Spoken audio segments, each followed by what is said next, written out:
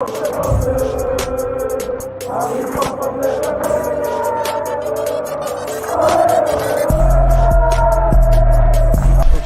out to Kopish. Shout out to Kopish, guys. Keep all the good work the up. two legends, Emil Heskey, Howard Gill. Can't get much better than that guy. Yeah. You know what to do now. Like, comment, subscribe. I'm with legends, guys. Kopish. Yes, people, what is going on? It's the Friday night show. We are live. It's another Friday. It's the Kopish Call-In show. You know what time it is. It's myself, man like Matt, and I got Drift with me. Unfortunately, Callum can't make it today, but big up to Callum. Love as always, brother. We will talk, obviously, after the show. But first things first, listen, people, it's a Friday. You know what you have to do in it. Smash that like button because you know what time it is. And if you're not a subscriber, make sure you subscribe to us as well. So you get that notification bell when we go live anytime. You, man, can just jump straight in. Do you know what I'm saying? And watch us chop it up, man. So, but yeah, Drift, what's going on though, bro? Good man. Blessings to everyone who's already in the chat. I know the England game's on, so you're rocking with us instead of England. So I appreciate that. I'm good, man. I mean, it's been too long since I've seen Liverpool play, but we've been playing so dead. Maybe it's a good thing. I don't know. But yeah, the Liverpool thing is, I'll be honest, it's kind of weird seeing no Liverpool whatsoever. And I also kind of feel like it's a bit weird that we got the flipping. I think it's the Nations League, you know, bro. It's that Nations thing when we've got a World Cup coming up. It's the weirdest. I don't understand. You told me why we've got a season where we're cramming in more football than ever. We've already got a game in hand now. We've got to play because of the fixture situation with the Queen passing and whatnot. Yeah. And they still think it's appropriate when the World Cup's only 2 months away for us to just have these random. And it's still a friendly. The Nations Leagues are still friendlies. I don't care. Yeah, what they're still friendlies, bro. They're still no one cares if you win a Nations League or whatever the thing is called. No one cares. I think Portugal's the only team to win it so far, right? They're the one they won like 2 years ago. Yeah, I think so. They don't care if they won that. They don't care. Like, no one, unless it's the Euros or the World Cup. When it comes to international football, no one's gonna care about Nations Cup or Nations League, whatever you want to call it. You know, like that. No one cares. It's like the Charity Shield or the Super Cup of international football. Yeah, if you win it, it's kind of cool you won it. Yeah, but if like, you win it, obviously, cares, do you know what I'm saying? No one cares, trust me. But I know you lot care about Kop-ish, and that's what we're here to do. We're here to chop it up because it's another Friday. But first things first, though, we're gonna go over the rules. Drift, would you like to explain to the people what the rules are for today, bro? Yes. So, guys, obviously, you lot know already. We love when you lot come on. And especially when we get some joke, we got some absolute legends of the Call-In show. I'm not even going to name names because then it's going to seem like a favoritism thing. But we got some absolute legends that call in. But what we're going to do, guys, is a trial and error of going back to how we did, where we fine tune it, because we just want to make sure everybody gets on. Because I know when you're the last person who gets on, you've been waiting a long time. And you got to remember, it's not fair on the people who sometimes sit in the back for 3 hours before they get on. Trust me. So we're going to streamline the show a little bit, and we're going to go back to how we used to do it before. So you're still going to get 3 minutes to either ask questions or get something off your chest or go on a rant or whatever it is. You know already. As long as you're respectful, you can come in and say whatever you want. You know already. But we're going to stick to the 3 minutes, and we're going to go back to, if you hear that bell and you bust the 3 minutes, you're going to hear any kind of. It might be aggressive as well, you know. Yeah. We're gonna rotate. We're gonna rotate the videos that's gonna be played and all that. But you know, I'm sure all the old school guys know what it was like when we used to do that. And then when we come back from the clip, you will have been removed because obviously the time is up. And we'll still chop up what you asked or whatever. But who wants to be the guy who gets the who wants to be that guy in it? So you just got to try. We will give you a 30-second warning as well when we're almost up, when the time's almost up, so you obviously know. But we just want to be fair, man. We just want to make sure that everybody gets to get in, and no one's sitting in the back waiting for like 3 hours. You know what I mean? It's too much to get someone to wait for that long. So and it'll add to the drama, because who wants to be the guy who gets hit with that video? Trust me, you don't want that video, bro. Because when you get clipped up and you're moving mad, you don't want to be a part of that. So, but yeah, man. No, I just want to big up everyone for joining as well. And if you haven't seen already, the link is now there. It's there for you. It's right there. We're going straight in. Pause. You know, like that. We're not messing about tonight. We're straight there. Yeah. All right then. Actually, do you know, bro? While we're waiting for everybody to jump in, I'll wait for everyone to kind of jump in. Yeah, go on. Speaking of pause, pause. Might as well let them know about the merch, bro. Hit that video for them real quick. Oh, of course. How can I not bring out the merch, eh? I cannot bring out the merch. Hold on, where's the merch? Here we are. What's going on, everyone? Before we get into the video, please let me turn your attention to our brand new Kop-ish merch store, which is out now. The link is in the description, people. We've got some really cool stuff for you guys now. As you can see, we got mugs, we got baby grows now, we've got the hats, the woolies, we've even got ladies t-shirts now as well, guys. Original hoodies, brand new original logos. We've got all that good stuff in there, people, all different colors. So please make sure you check it out. Link is in the description, guys. Get over to the merch store now, and especially to grab our limited edition brand new Jurgen Klopp all the belts. See it there? All the belts t-shirt. Lovely, beautiful quality. Comes in red also as well, people. So make sure you check out the merch store right now for all that good stuff. Peace. So there you go, people. The merch store has been revamped. There's some new bits in there, so you might want to check it out. Do you know what I mean? Make sure you do. There's a few pieces that people might want to cop, no pun intended.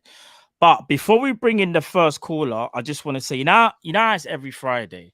And sometimes you might be like, oh, you know what? We ain't really played and we're not playing that great. Just remember, we're Liverpool, and to our rivals, we say this every single time. Go suck your mother. Me ready for 1 hour no ramp with me and see me now. Flush on the face, pussy. Big go suck your mama. That's the energy we have for rival fans every single damn day. Remember that. Trust me. But without further ado, let's bring on the first caller. Yo, what's up, man? What's going on, bro? You blessed? What's up, Drifty, man? Thanks for the shout out. I want to say thanks to Cal. Thanks everybody now, bro. Yeah. That's cool, bro. Thanks for everyone that subscribed, man. I'm really happy. I'm really happy to meet you, man. I didn't get to meet you on the last comment, so it was very nice to meet you, man. No, nice to meet you as well, bro. No, good to see you, bro. So my first question, well, not question, but like I want to know what you guys think about the Liverpool women's team. Obviously, this past Sunday, I believe, we got a 2-1 win over the champions, Chelsea, which is a very good team. Like, do you guys keep up with them? Do you guys like watch them? Like, what are your opinion on this team? Because like we were playing that game, we were very defensively solid. We had a decent in attack, won some good penalties, and yeah, we won. That was a huge win for the girls to build up the confidence. And they have a derby at Everton on Sunday, I believe, again at Anfield. So that's amazing for them, man. I'm really happy for them. Obviously, with the men's team being gone, to see the women's team step up and give us something to be happy about is amazing. So yeah, I just want to know, what are you guys' thoughts on the women's team? Cool, man. Bless, bro. Is that what you want to ask? You got another 2 minutes if you want to. It's up to you, bro. Or is that it? It's up to you. I mean, I can keep going. Yeah, bro. If there's anything else you want to ask, bro, yeah, sure, bro. Could be anything. Also, there you go. Do you guys think we should sign a left winger and because I know we should sign a right winger for Salah, but like I'm worried about Diaz getting burned down and tired, you know? I don't know, man. The wing positions we looking kind of weakened too.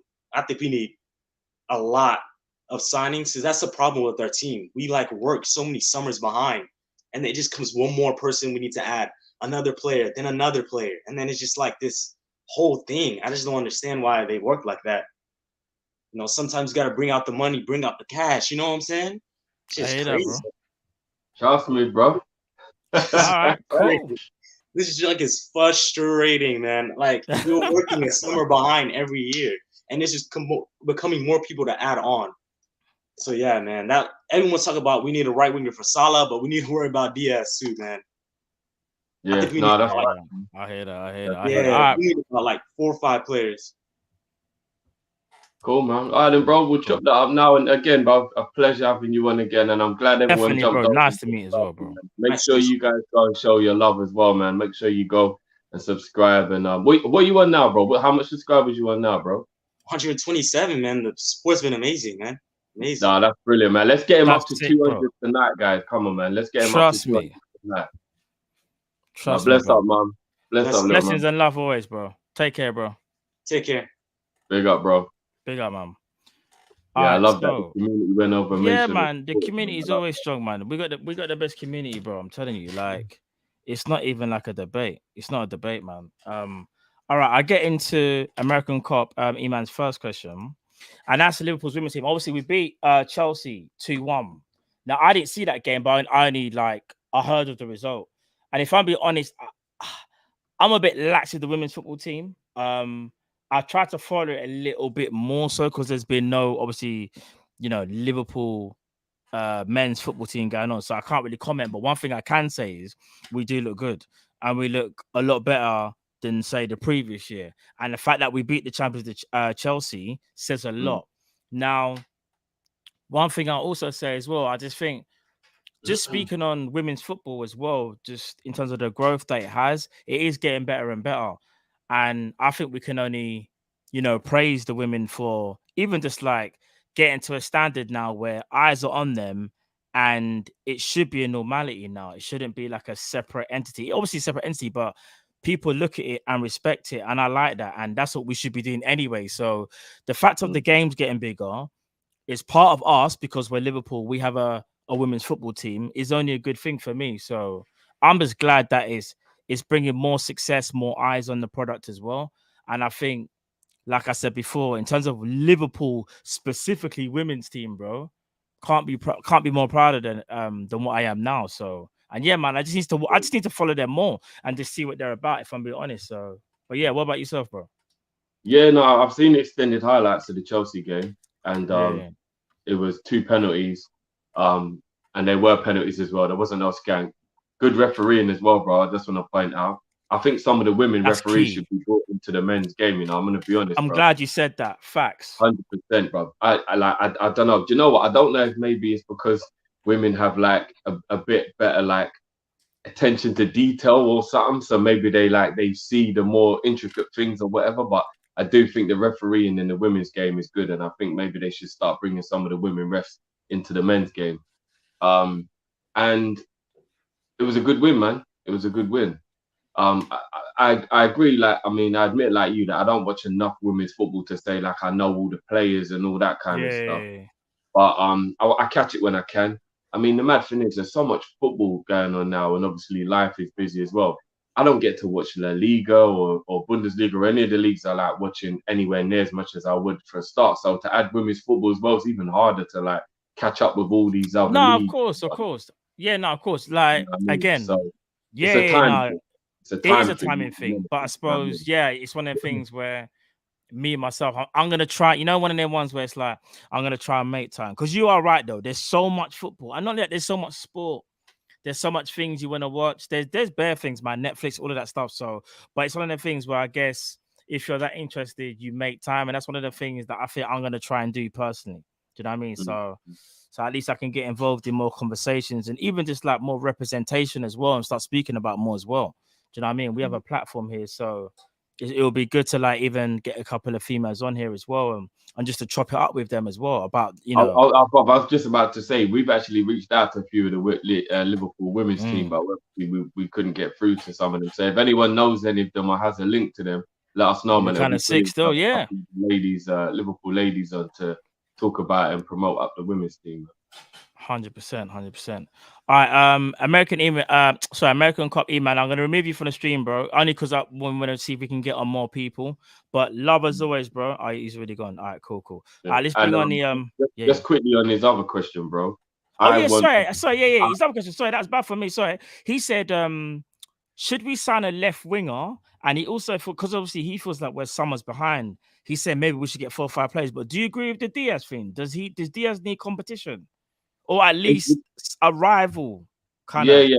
I think because we know how Liverpool are, we know how they operate, aka tight arms. We have to buy a player who can cover both. That's my strong belief. That's why I think someone like Diaby or Gnabry would be the perfect signing because they can play on both flanks just as well. Dembele obviously stayed at Barcelona, but he's a type of player where he can just play on both flanks, so you don't have to be like, oh, we've literally got a right winger and a left winger. It'll be like we've got Diaz and Mo, who are like predominantly specialists at those sides, and then we have a player who is a player who can cover both, and then therefore we know that whichever side he needs to play, and it doesn't matter. Pretty much like Mane. Let's be honest, that's what Sadio could do. Sadio could play either flank, right? So yeah, of course. We need to go and get a player of a Gnabry or a Diaby or that kind of player. So yeah, we definitely do need to back up Diaz just as much as we need. I see Johnny in the background doing the gun thing. He's like, spray that. I agree. I see him in the background still. Yeah. No, 100%. All right, cool. Yeah, I think that was his final question. All right, we'll bring on the next caller. You guys might know him. In fact, I won't even say nothing. I'll just bring him on. I'll let him do the talking.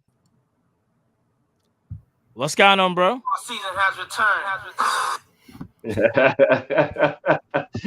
What's going on, man? What's going on? Oh, and you got the new kit as well. Jeez, with the drip and that, yeah? Yeah. I got the connects and stuff, you know what I mean? Yeah, but brother, listen, I know when you say you got the connects, you telling the truth. I ain't listen.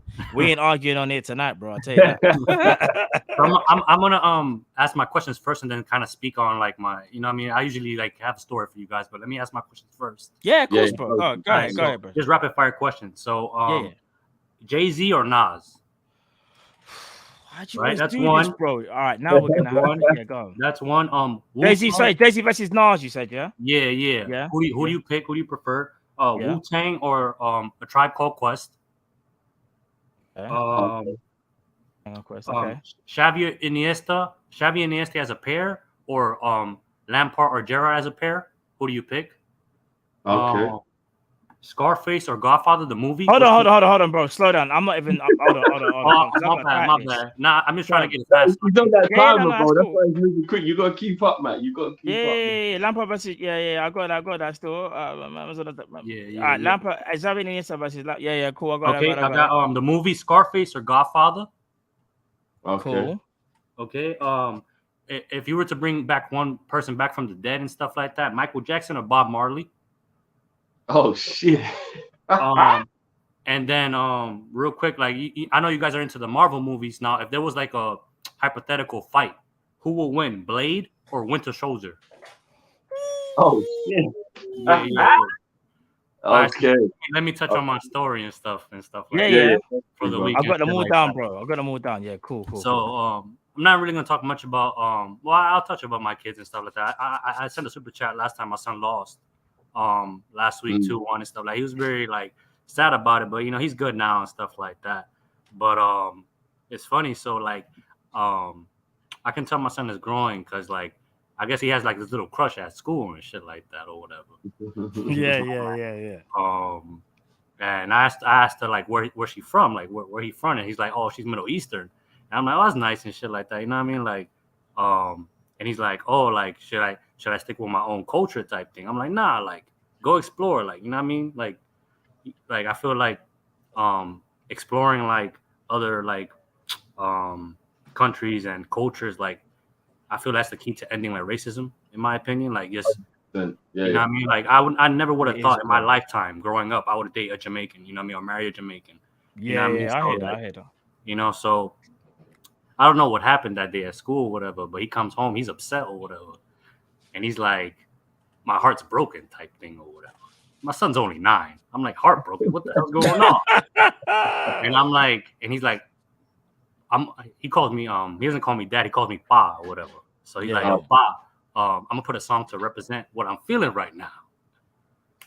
He puts on this Bruno Mars song, you know, the part where he's like, this bitch got me paying the rent. And I'm like, damn, like who hurt you that bad type shit? Like what the hell's going on? But yeah, so yeah, like my eldest is weird, man. And then later in the day, me and my wife went out to dance and shit like that. We went to a salsa club or whatever. That's the first time I've ever seen my wife kind of like jealous and shit like that. She's always composed and stuff like that. I'm Colombian, so I'm really fancy with my footwork and shit like that. You know what I mean? Okay, got that salsa on smash. Yeah. So man's got the footwork of Dia. It's not like the footwork of Dia. Hey. Hey. But yeah, like I was dancing with my wife for a bit, and then like girls kept coming, like asking me, oh, let me dance with you type thing or whatever. Which my wife got hot or whatever and shit like that. You know what I mean? Like you see me with my man or whatever, and it's like ask permission type shit. You know what I mean? Like there's nothing wrong with like this etiquette. Like, yo, can I dance with your man type thing? Because I feel like if the roles were reversed and the guy wanted to dance with my wife, that man better come ask permission. Like ask permission. Yeah. Facts, bro. And then like later in the day, later at the next day or whatever, I was driving both my sons. We were driving or whatever, and my son, my eldest son, put a song. That song is so filthy and stuff. RDX Bend Over. Yeah. It's so filthy. But my son in the background, like my son is my youngest is 6, and he's in the background saying "Bakwe." Yeah, that song's it's filthy, man. Yeah, it is. That's all I have to say, bro. But let me get out of here, so you know what I mean. Someone could come on. Hey, Chris, you know what? Your stories are. We need to get you your own reality show, bro. Your family is amazing, bro. But Kyle's okay though. Like he's good and shit like that. Yeah. He's all right. He just couldn't make it tonight, but he's blessed though. He's blessed. Ain't no one messing with him, bro. I got the Goonies out there, bro. No, bro. Trust me. If it was that serious, you're probably the first person I would call. I can't even lie. All right, bro. Let me get out of here, shit like that, so people could come on. All right, God bless you. No, bro. We're gonna chop out your questions as well, bro. We're gonna chop out your questions as well. All right, bro. Love, bro. Take care, bro. You and the family, bro. Love. All right, Chris is a legend, man. I swear down, bro. Legend. But one thing about Chris being a legend, he asked the hard questions, bro. All right. I'm a bit techie, but I know. I'm gonna be real drift. Seeing as I'm moderating. No, I'm joking. All right. Jay-Z versus Nas. Jay-Z all day.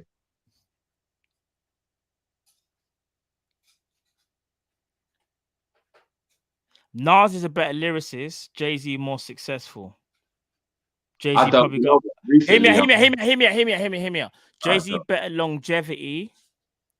Do you know what it is? As a pure MC, I might go Nas. But you see, if we're talking just like songs, hits, bro, no one can test Jay-Z. Do you know the only person that can actually test Jay-Z when it comes to hits? And he's not even, you can't even really say he's fully like hip-hop. And that's probably Drake.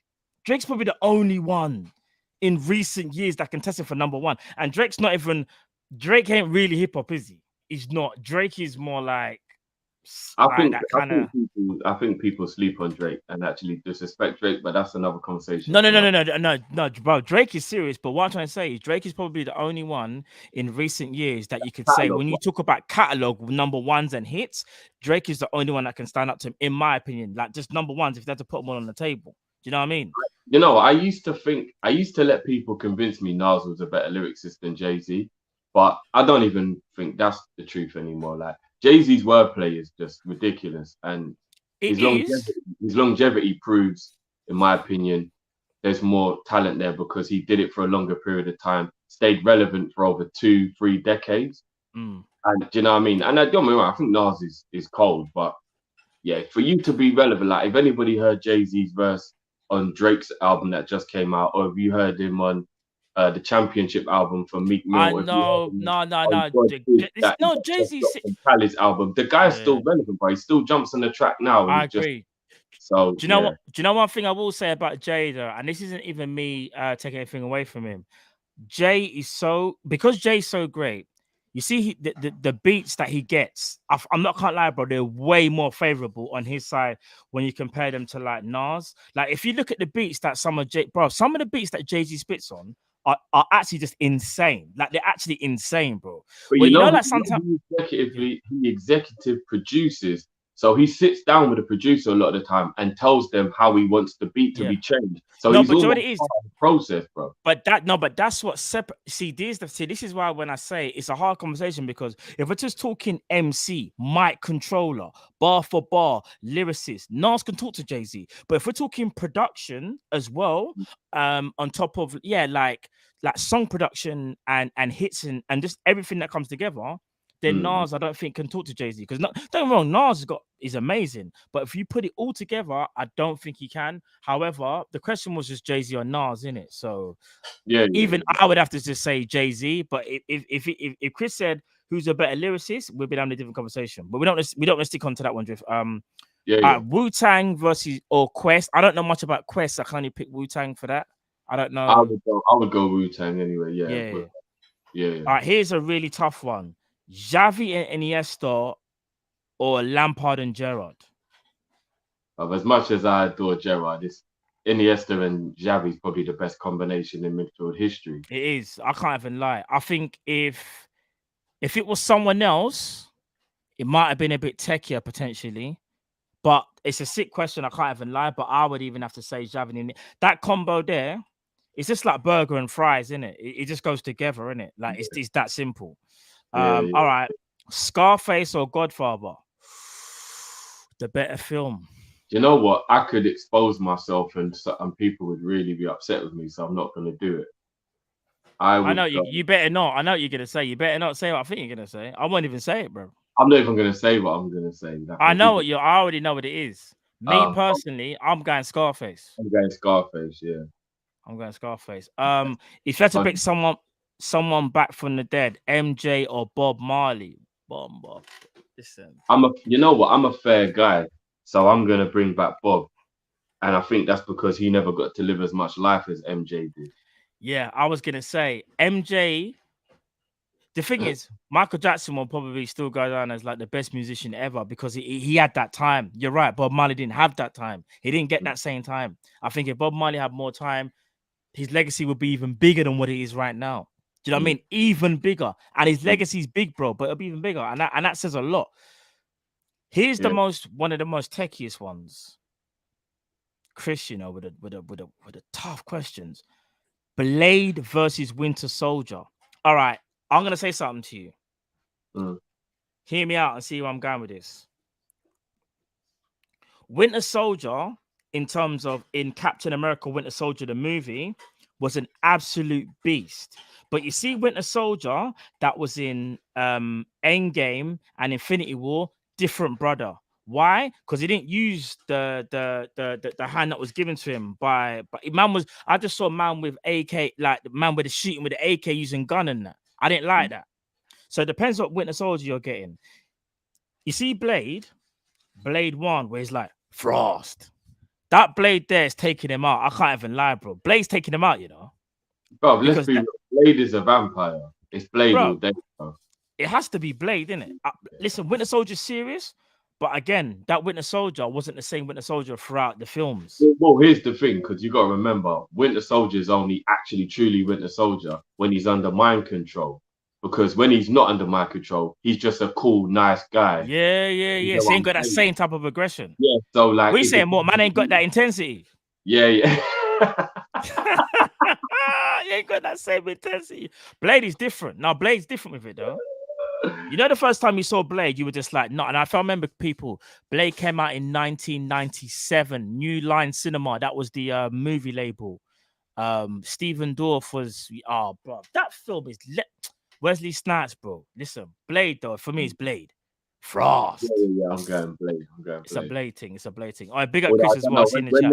When Wakanda gave him the titanium arm, I'm not gonna lie. If you switched on the mind control and he had that arm, it might be. But then it's a different story. Then if he uses that arm, but he didn't, like you said, he's not under mind control.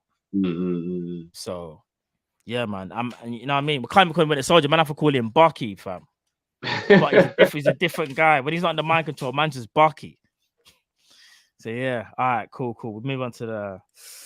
Let's move on to the next caller. Big at yourself, Chris Angel, as always, bro. Always bringing the sick questions, bro. And big at you and your family, as always. John, are you there, bro? Big up, guys. Big up. What's going on, bro? What's going on? Ah, not bad. Hope you're all well. Hope family's good. Yeah, man. Always. How you doing? Ah, not too bad. I just want to touch on all this Arsenal bullshit that's happening at the minute. Okay. Honestly, I'm sick and tired of watching the stream for all these Arsenal men or we're top of the league, we're top of the league. It's fucking September. You have to grip your fucking selves. You can't win the league in fucking September. You're fucking nuts. Fucking calm yourselves down. Put a bit of respect on Liverpool's name. All these men are saying Liverpool's fucking done. Liverpool's not going to challenge for a league.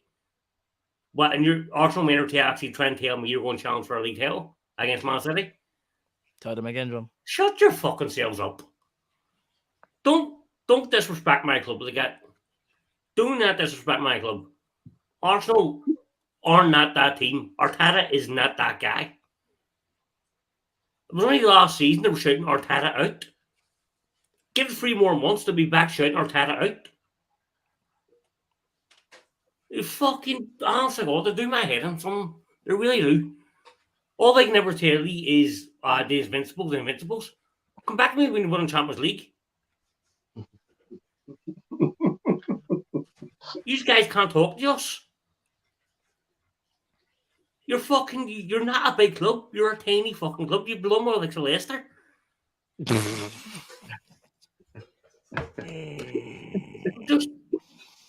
just calm yourselves fucking down and relax.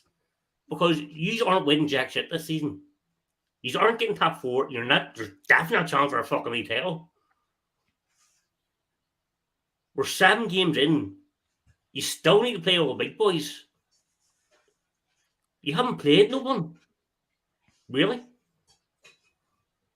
So just calm yourselves down. You're talking about Liverpool are going to bounce back. And I cannot wait to get my hands on Arsenal. Because Nunez is going to fucking slap you about left, right, and centre. I like this energy. Salah, Diaz, they're going to destroy your defence. Absolutely destroy it. Ramsdale's a fucking terrible. He's a championship goalkeeper. He is fucking piss poor. Honestly. And these men are trying to fucking talk about fucking Alisson, comparing him to Alisson. You really are smoking some funny shit over in the Emirates. Honestly, whatever they're growing, let me fucking know. I want some of it. But anyway, respect, guys. Arsenal, calm fuck down, relax. Right. I love that, John. I love that. I love that. No, do you know what, John? Bro. I love the top series, bro. And sorry, Cal couldn't be here tonight, because I know it would have been another war between you two, but I think you definitely, in fact, I'm not gonna lie, Cal would have had to pull out some serious retro, because that kit is serious. I can't lie. I had another top one. I had another top one. I seen Cal wasn't on, so hear me not. I'll put that aside. So I wore this shirt. Yeah. That's my shirt, man. I love that shirt serious. I can't even lie. That shirt serious. But now, man, love is always. Man sending a message. Cal. Yeah. Cal, if you're watching, man sending for you still. He's sending for you. He's saying if you're about, you better wear that jersey. Even if you're in Sainsbury's, wear that jersey. You just might see John in aisle 2 wearing his jersey. You know, like that jersey war. But big up, bro, man. Love and respect, John. Big up. Take care, Big up, man. Yeah, you Jeff, gotta I just love quickly just touch on what John spoke about. I won't go into too much, but like, obviously, Jeff, you wasn't there yesterday, but and big up Lee as well. Listen, I know. Literally nobody likes Lee. Like, he's an Arsenal fan, even though I was a Liverpool fan. I find that still kind of hilarious. But some people would say it's confidence. Some people would say it's cocky, innit? Now, at first, I thought it was confidence, because I was thinking, because obviously anyone that watched the show yesterday, I was the first person to say, listen, man, like, you lot are playing well, innit? You're playing well. No one's going to deny you're playing well. And no one's going to deny that you're top of the league. We can't take that away from you. That's a fact. And asking the question, like, are you title contenders? And obviously you get that typical Arsenal response of, No, we're not saying that, Red. So they know they're kind of punching above their weight, but they're doing well. Now, one thing I'll say to every Arsenal fan, and Lee probably is watching, big up Lee, is that when you try and like take pokes at Liverpool, you have to understand what we've been doing. It's not a fluke what we've been doing since like 17, 18. We've built up that kind of like that mentality where teams know no matter the points gap, we will shut you down. We will close that gap down. You only have to look at even Man City. How many points of Man City ahead of us last season, bro? And we closed that gap down. Now, I'm not necessarily going to say that's exactly going to happen again, but there's a reason why we have a reputation, bro, for being how good we are. And I just need Arsenal fans to kind of just realize that, like, Liverpool fans can sit there and say, yo, you're doing well. But one thing we're not going to do, is start praising you for things that haven't even happened yet. We can praise you for the games that you played. I mean, albeit you lost up to Man United and that was their biggest test. But that's as far as it goes for me, I think. And I think yesterday was like a prime example of Arsenal fans like maybe just getting a bit too ahead of themselves. And do you know what I mean? Like, I can only stress it one more time, bro. They're doing well. They're top of the league. But Tottenham, who are not getting that much praise, are only 1 point behind as well. Do you know what I'm saying? And people kind of sleep on Tottenham. Not us, but Arsenal fans. Remember, Arsenal got Tottenham, you know? Lee was giving bare chest about how they're going to smoke Tottenham. So let's see what happens. But yeah, what do you feel about the whole Arsenal situation? Because we kind of have to give them respect, but I'm not going to give them that respect that they kind of crave, if that makes sense. I mean, big up Isham for super as well, bro. The link was in the chat, bro. So you should be able to find it. We won't release it again because obviously we do have a limited amount, but it should be in the chat, bro. If you wanna go through and find it. And yeah, bro, on the Arsenal thing, look, they're playing good football. There's absolutely no qualms about it. Yeah, they're playing good football, bro. But you're right. They should be playing good football because their manager has been given more life than a cat, and he's kind of got rid of everybody he wanted to get rid of, and he's brought in everybody he wants to bring in. They've spent over 300 million, which is a lot of money. So this is no fluke. They're supposed to be doing this. It's not like they pulled this around on a miracle. This is what he's supposed to do. If you have a manager who's in charge for 3 years and you give him over 300 million, he's supposed to be able to play good football and get the team up the league. So we'll see, innit? We'll see. The first challenge they had this season, don't get me wrong, winning against Crystal Palace was a very good victory. And even Brentford, to be fair, because Brentford away is not an easy game. But if you really sat down and thought about it, Arsenal are still supposed to win those 2 games. Agreed. Better than Brentford and Crystal Palace. They're potential banana skins, but they're supposed to win those games. But the first test they came up against, which was Man United, of a team that's on a similar level to them, and they lost the game convincingly. And then they came out with but we played the better thing. All right, cool, you played better. What was the score? It was 3-1, wasn't it? Like, who cares if you played better? You lost. So that was the first real test, and they lost. Let's see how it carries on. Let's see if a couple of injuries kick in. Because let's keep it a buck as well. Like I said, if Arsenal started the season with 9 senior players injured like we did, they're nowhere near the top of the league right now. So let's see if a couple of injuries kick in and whatnot. Do you know what I mean? We'll see. But they're Agreed. They're playing good football. I'm not going to deny it. They're playing good football. I'll never ever be a shady person and go, oh, you're crap when you're not crap. I agree with you. They're playing good football, bro. Yeah, I agree. But everything at the moment seems to be working. And we'll see how it goes. We see when a couple of injuries kick in or fatigue kicks in, tiredness, when they got to keep doing the back and forward thing after the European games. We'll see in it. Just give them a little time, see how it goes. But if they do fall away, I want to see where all the energy is. Because that's in the whole, oh no, but we weren't supposed to win the league. No, I've heard you lot saying you're in a title race. I've heard it. I've heard multiple Arsenal fans say you're in a title race. Being top of the league don't mean you're in a title race. Not in September, but you said you're in a title race. So I expect Arsenal to still be there in April. Because if you're in a title race, you still need to be in a title race in April. So for all them man, they're saying that Arsenal's in a title race. Let's see what happens come March, April, May. Let's see in it. Fully agree, bro. Right, we're going to bring on the next caller. Yes, John. Yo. It's been a minute, bro. It's been a minute. I see you for a minute, you know. I see you for a minute, John, still. Hey, I haven't still. I've been in the basement, you know what I mean? What, you been in the basement, bro? I've been in the basement working, man. Just working. Working I was away going to now. ask you how Naby and Ox are, but that's shady as hell, so we move. Yeah, we don't talk about them things there, man. We don't talk about them things there. That's forbidden. Those names are forbidden in this fan base, unless you're top red. But that's another discussion. Unless you're top red. Unless you're top red. Unless you're top red. Today I'm bringing smoke. Today I'm bringing smoke. You're bringing smoke. I'm gonna start your timer now, though. John, Let's get it. Yeah, cool. We got 3 minutes, but you got 3 minutes. Quick question before I carry on. So I want to ask you: are you tired? Personally, are you just tired of having like an underdog mentality with 100%? No. He's asking. Yeah, we'll talk about. Yeah. I just feel like where we are as a club, like I think for the last 7 years, people want to call it a golden era that we've had, and I completely disagree. I think one league title in 7 years for me, for a club of size of Liverpool, for me is not good enough. For me personally, given our history and whatever things we've achieved, it's not good enough. Like, and obviously people put it into context like, oh, like we came close to City, like 1 point this, 1 point that. But then it's the thing is, what did we do to bridge that gap even further away from City so we can exceed them to create a proper dynasty? Do you know what I'm saying? So, and I say that all to say as well, like I just feel like the club right now, I feel we're in just such disarray that there's a loss in direction from the top. And even Klopp, I truly don't think Klopp has. I don't think he has a clue of what he's doing right now. There's no sense of direction for me personally. I've been telling a lot of people that for me, the Arthur signing is just another Ben Davies for me personally.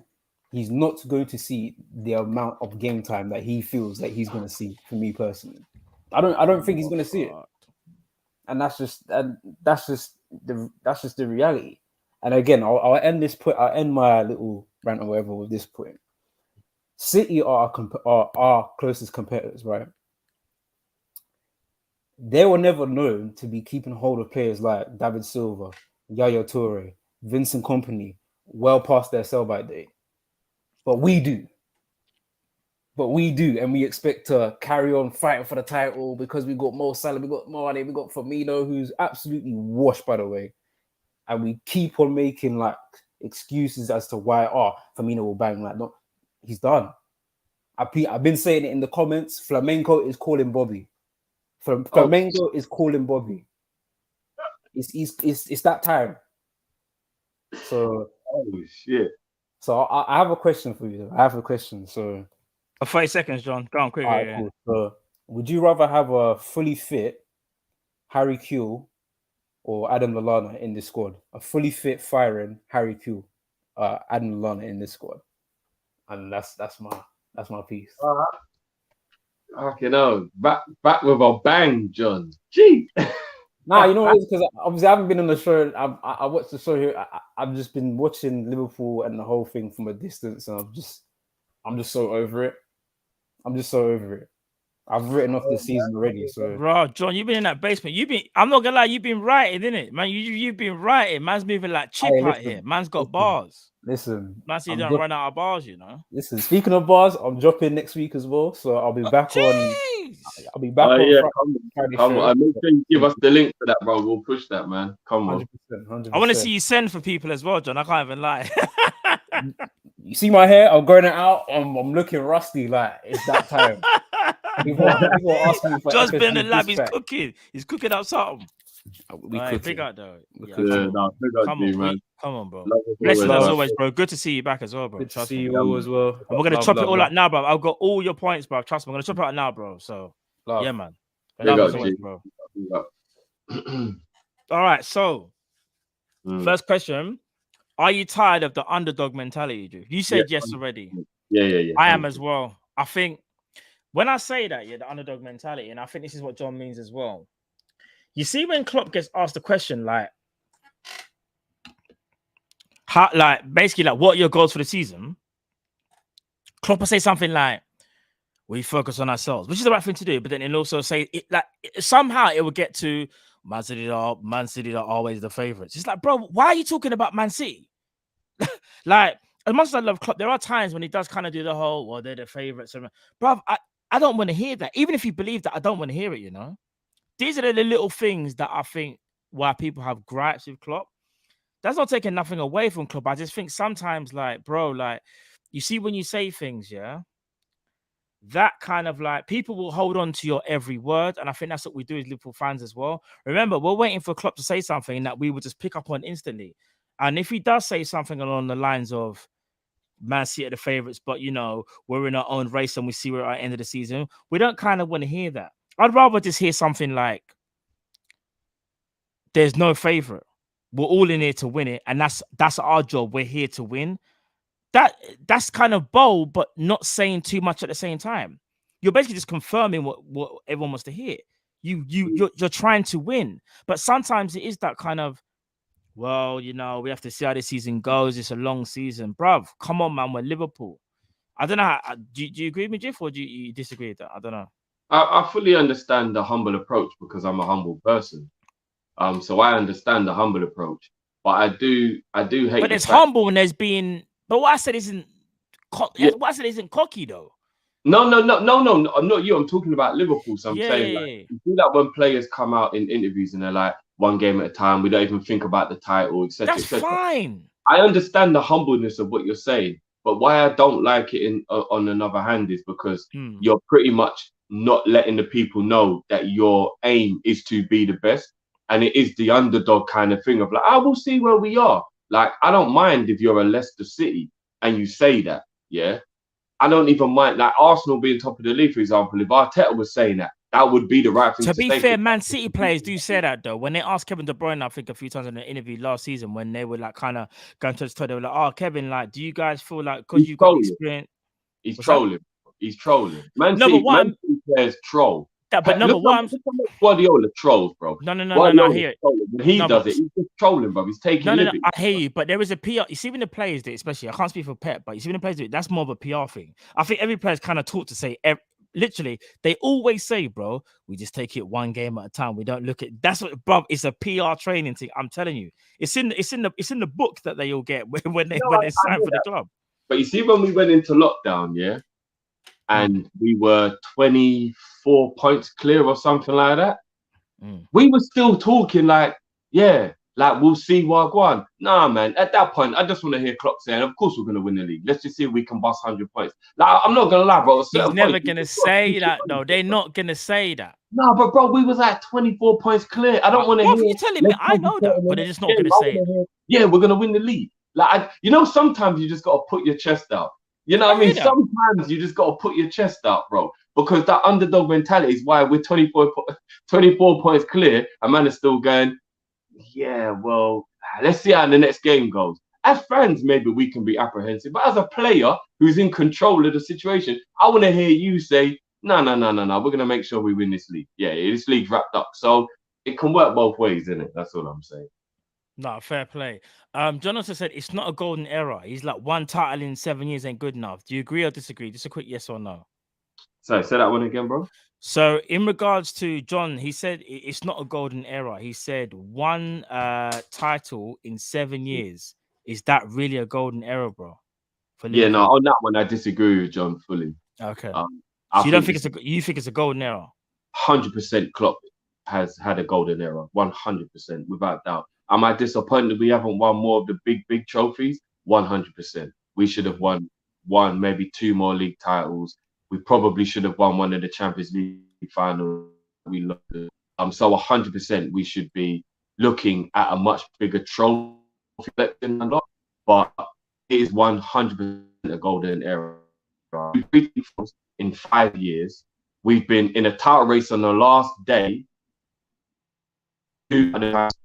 Like, we won it and we didn't win it, but on both times we didn't win it. Whereas on the last day of the season, just gone, we were 20 minutes away from winning the league because Man City didn't take the lead in that game until the 71st minute, I believe, or something like that. So even up until that point, we were arguably about to win the league because, you know, we were always probably going to get the next goal against Wolves like we did, but it was just could Villa hold on in that game. And then on top of that, bro, we've won every single trophy other than the Europa League, which nobody cares about because we won the Champions League. We won every single trophy that we could possibly collect. We've completed the full set. Klopp's the first manager to set in the Premier League era. So I know we should have won more league titles. I definitely agree with John on that. But guys, this is what I'm saying. Like, we sometimes have to just take a little bit of a step back of our anger of how much FSG haven't tried to make us be a dominant team and still think about the fact that we've collected every trophy in the last 5 years. Like, that's a major achievement. It's a major achievement. You know what I mean? In my opinion, anyway, that's a major achievement. We're talking about a time where there's certain other managers who are elite managers, and they haven't done that. You know, like Arsene Wenger, for example. I know his reign at Arsenal was a lot longer, but in 21 years at Arsenal, he didn't complete the set. 21 years, and he didn't complete. How many times did he win the Prem? Arsenal, was it 3 times or twice? 3 times. He only won 3 league titles in 21 years, and he never completed the set. He didn't win every trophy. He never won a League Cup, and he never won a Champions League. You look at Mourinho's time at Chelsea. He didn't complete the set. Like in one thing. I think he completed the set if you look at both his spells and combine them. Oh no, we didn't win the Champions League with them, did he? No, it was Di Matteo. Yeah, so Mourinho didn't win Champions League with Chelsea. He didn't win it Chelsea. He won it with Inter. Didn't complete the set. Was it Porto? Then went it with Inter, Porto. Now, is there one more? Did he do 3? No. Or did he do it twice? No, I feel like there's 3. Hold on. No. He just won it with Inter and Porto, bro. He hasn't won it. He didn't win it in Roma. You're thinking because Roma won the cup the other day. No, I'm thinking because Real Madrid, he won the league of Real Madrid. That's what I'm thinking. Yeah, he didn't win the Champions League with them, though. So I'm just saying, we're talking about, look at the 2 managers that's named. Wenger and Mourinho, elite managers, didn't complete the set. Yeah, it was twice. And we're talking about Klopp completed the set in a third of the time that Wenger was at Arsenal, or the same amount of time Mourinho was at Chelsea. So I don't think anybody should say it's not a golden era. Be disappointed, 100%. But this is definitely a golden era under Klopp, man. I fully disagree with that. I won't go into too much detail because I don't want to take us too much time. I slightly disagree. I think golden, you see when you say golden era is like, that's the top, innit? Golden, like it's gold, like, you know, like gold, silver, bronze. I think it's tough to say for us fans to say it's a golden era, but it was a very good era. I think golden era might be stretching it a little bit because I know what you're saying, because we have won every trophy, which is good. But then you look at Klopp's tenure and you think you could have won more. Like, even if he won the Champions League last season, that just kind of adds to it as well. There's just these little things like you think to yourself, yeah, we could have done a bit better. Like, and again, like, there's no excuses. You're coming up against a Man City team that the Premier League has never seen before. Like, we're talking riches beyond riches. Like, the Premier League has never seen an animal like this in the Prem. I think it's a very good Liverpool era. I just think it's tough to say golden, but I might change my mind. I think it's one of them ones where you look at it and the thing right now says incomplete. It's not complete just yet. I think when it's all said and done, I'll be able to be a bit more definitive on that one. But yeah, mods assemble. I can see people in the thing. Mods assemble, please. And obviously, we're not going to keep going on about it. But if you look at the restrictions that Klopp's been under in comparison to the people he's competing against, I think you have to put context to everything. You have to put context to everything. Klopp's done this on a shoestring budget in compared to what other people have been allowed to spend. So yeah. No, I agree. Our next question was we have to kind of fly through these now. So I don't want to keep people waiting too long. Yeah. So he talked about Arthur is the new Ben Davies. He reckons he's gonna get no game time, bro. But do you agree with that, or do you see something a bit different with Arthur? I think Arthur will get more game time than Ben Davies. I mean, Ben Davies didn't even play. Bro. Yeah, Ben Davies didn't. Well, he's already played more than Ben Davies because he played 15 minutes against Napoli. So. yeah, he did. But I think what it means is it's not a true Klopp signing, and he kind of feels I still won't play a lot of football. I think I think he'll go back to Juventus either in January or the end of the season, and he won't really. I mean, I was hoping that he was going to come in and play, but if what you're saying is true, and the reports have been leaked that Pep Lijnders has said he probably needs until November to get himself fully fit. Now, I'm going to be honest with you, bro. I've been out of shape for years, and I don't need until the end of November to get myself in shape. Like, how can a professional footballer be so out of shape? He needs until the end of November to get in shape. I don't even understand I don't understand what's he been doing. Eating burgers and chips every single day. Like, I don't understand how he can be so out of shape. The more my question is, Liverpool knew. Let me just block this person. Freaking out, Moz, come on, please, man, help me out here.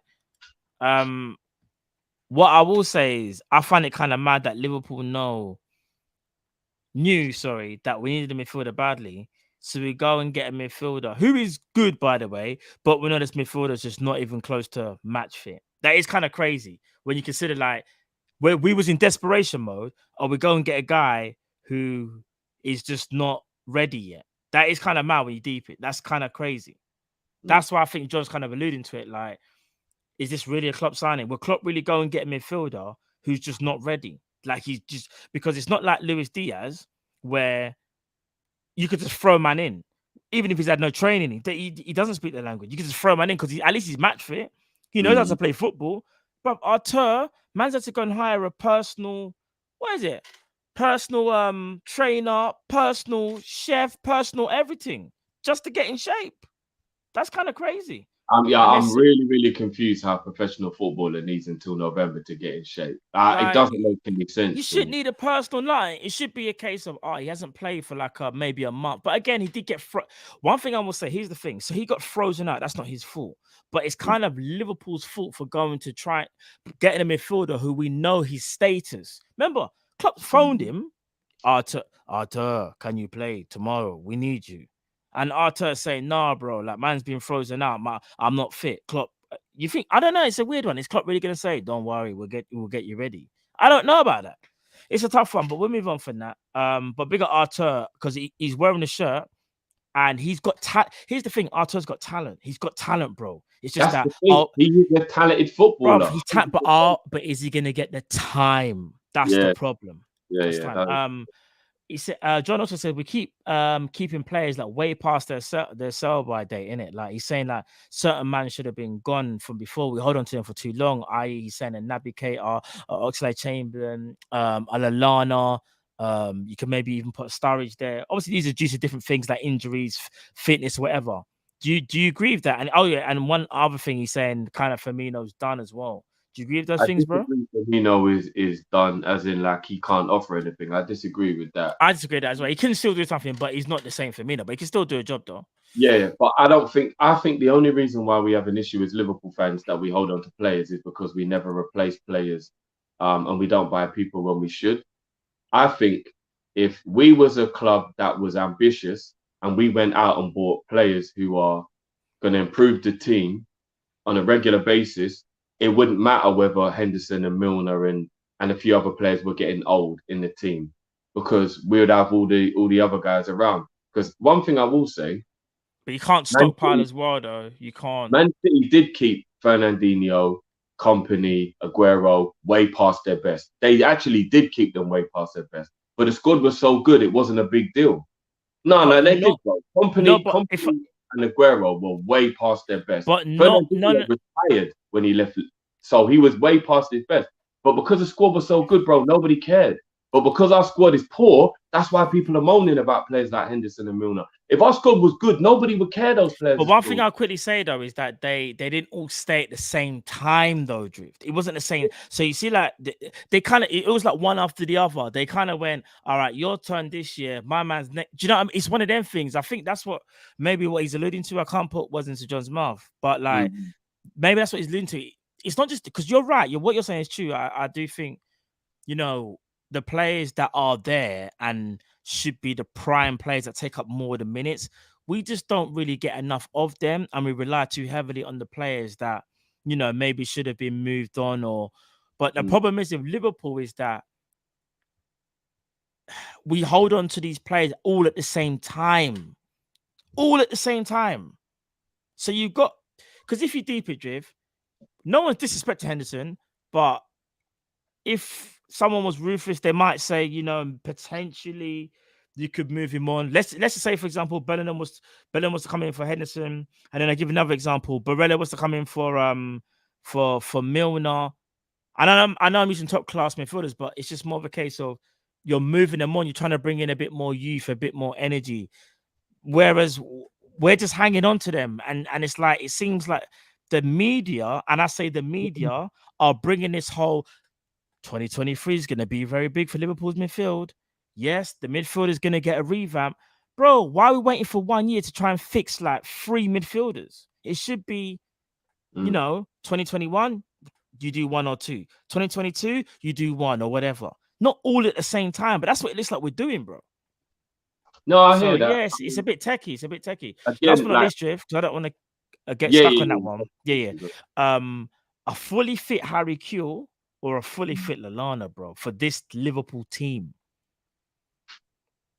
If I'm being honest with you, I think Lallana would suit the team better, but a fully fit Harry Kewell is just a gunman, bro. So I've got to go with Harry Kewell, bro. I was going to say the same thing. Go with You see Harry Lallana, I rate Lallana, and you know so mad, Lallana can do... I saw a video going around on Twitter. Like, imagine this year. Man is looking at 16, 17 Lallana thinking, raw, I forgot how good he was. But I'm going to tell you something. You see Harry Kewell, when he was fit, was different, bro. Harry Kewell, for me, and I'll still say it to this day, can rival easily Ryan Giggs. Easily. If we're just talking talent and ability. The only thing is Kewell didn't have was longevity. But in terms of ability, remember, Gerald Houllier was the first person to do the whole, we're going to start doing the inverted winger thing. Do you remember when we bought Harry Kewell, we played him on the right-hand side? And all Liverpool fans were like, this don't make no sense. Why we put Harry Kewell? I was one of them. Gerald Houllier, you've lost your mind, bro. You're playing a left-foot player on the right-hand side. I didn't understand, bro. Like, I didn't get it. It didn't make sense to me. Man was doing the inverted winger thing from time. Kewell was about that life, bro. Serious, bro. Yeah. Harry Kewell was something else, man. Bro, But Kewell like I in this said, team can play left or right, bro. Lallana would suit our system better. But here's the thing, though. Harry Kewell can rival Salah and Diaz. Yeah, he can. Yeah. Without question, bro. Yeah. He's causing both of them man headache. No, but we'd have a set piece taker as well. Yeah. Lallana's just it burns me to say that because I love Lallana, but I'd go prime Kewell. Same, I'll go prime Kewell as well. All right, people. We're going to move on to the next caller. Man like Jamal, what's going on, bro? Are you there, bro? Yeah, can you guys hear me?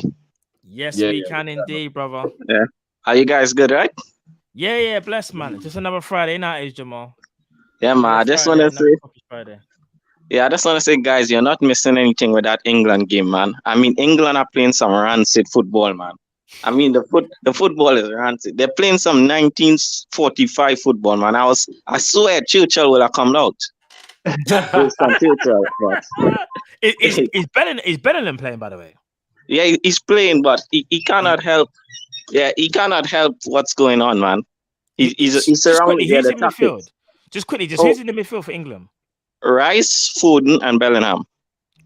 That should be good enough, you know. But again, it's it. But that's the tactics. tactics. That should be good enough, though.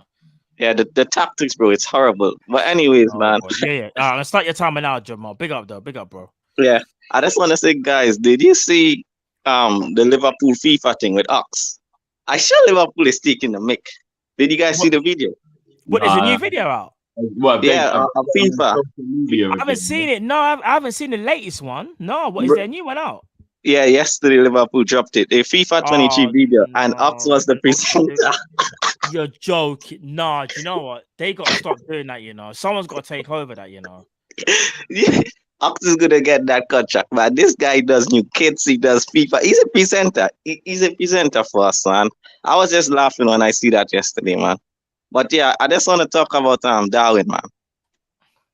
I just want to say, guys, when I see Darwin, I said, you know what, his finishing reminds me of Falcao. Now you guys could tape me now. You guys could bring up receipts because the only thing you have in common with Falcao right now is the hair, fam. I mean, I don't. I want to be wrong, 50. I know that's it, but I want to be wrong. But what I'm seeing, it's not looking good, man. It's not looking good because this is why I asked myself. We bring in a guy who is not better than Origi, he's not better than Jota, and he's not better than Firmino right now, as it stands, for 64 million. And right now, we're a team that needs to win now. We don't need a project. And it's, you know what it is for me? It's just the technical stuff, man. I mean, we're not asking for Firmino. But the reason why Jota looks so bad is because we are fresh off of seeing Firmino. But bro, this guy's looking bad off of Jota. And that's not good. That's not good because I always say people always are. Sorry, Joe. I'm sorry, bro. One last thing. People always laugh and say how Liverpool players are average technically. It's cool. I always say, like they say Henderson, but I don't want to be. I feel Darwin is under, man. I feel he's 4 in technical ability, 4 out of 10. I mean, I don't know, man. The technical mechanics, it ain't working, but I'll give him time. I hope I'm wrong, but if we're buying a striker who's not better than Origi, I mean, what are we doing here? Origi was 6th choice last season, you know. I'll leave it at that. But yeah, man, big up, guys. But Jamal, I'm not gonna lie, you spit some hard bars. I know just gonna have a lot to say. I'm gonna have a lot to say as well. But no, I appreciate the call as always, bro. Appreciate the call. Yeah, and I know you went the way you was talking. And one thing I love about you, Jamal, is that you was just speaking like honestly. You wasn't disrespecting, and that's one thing I liked about you. You articulated it well for me. You just kind of just said, "This is how you feel about it, and these are your thoughts." So big up to yourself, bro. And we're gonna talk about it now, bro. Yeah, guys. Peace out, man. And smash the like button, guys. These guys are grinding, man. So come on, pause. But these guys are working hard. So yeah, man. Appreciate that, bro. Love as always, bro. Take care, bro. All right. So Drift, I'll let you go first on this one. So he spoke. The thing is, he spoke about.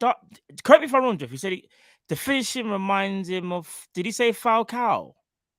No, he said originally Falcao is what Nunez reminded him of, but now the only thing it's the hair. All right. I'll go on from there because I've got quite a lot. He said he's not looking good. He says he's not better than Origi, Firmino, and Jota, especially for 64 mil.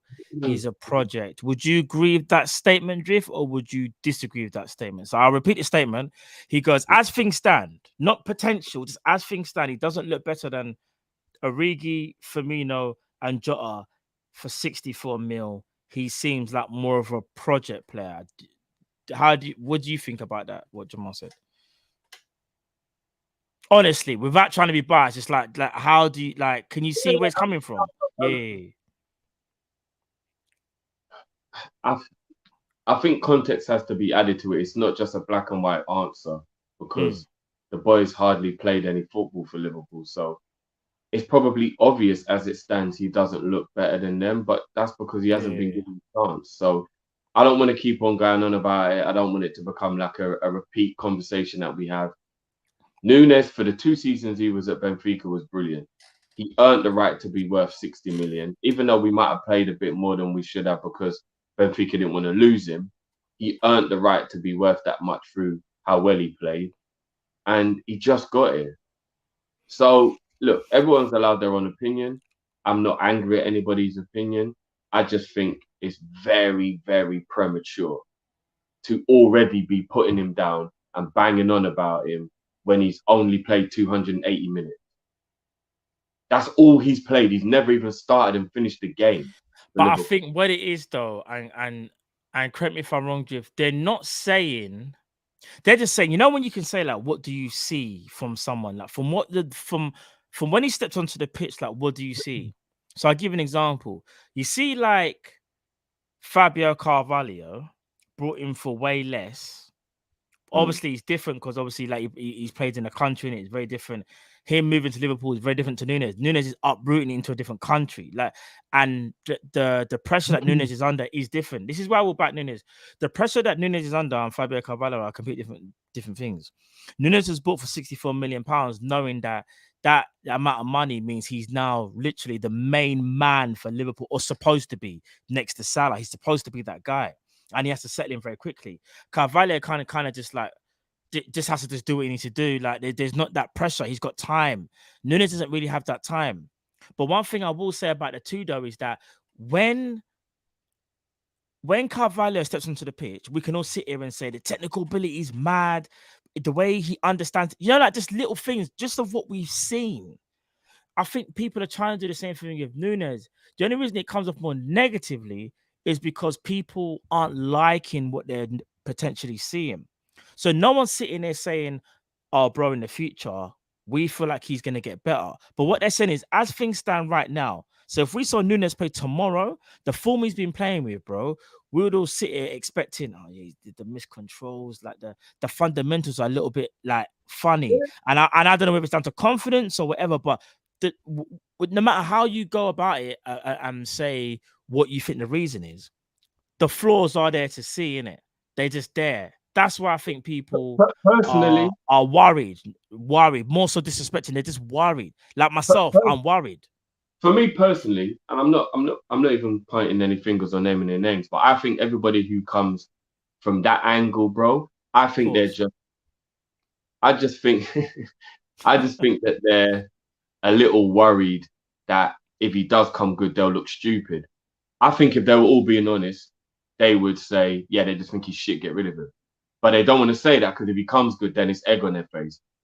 I've heard a lot of things that people say about Nunez, and it don't sound to me like they have the kind of, do you know what? I think he'll come good, but at the moment, I'm not like what I'm saying. They're just like, he's shit, why did we buy him?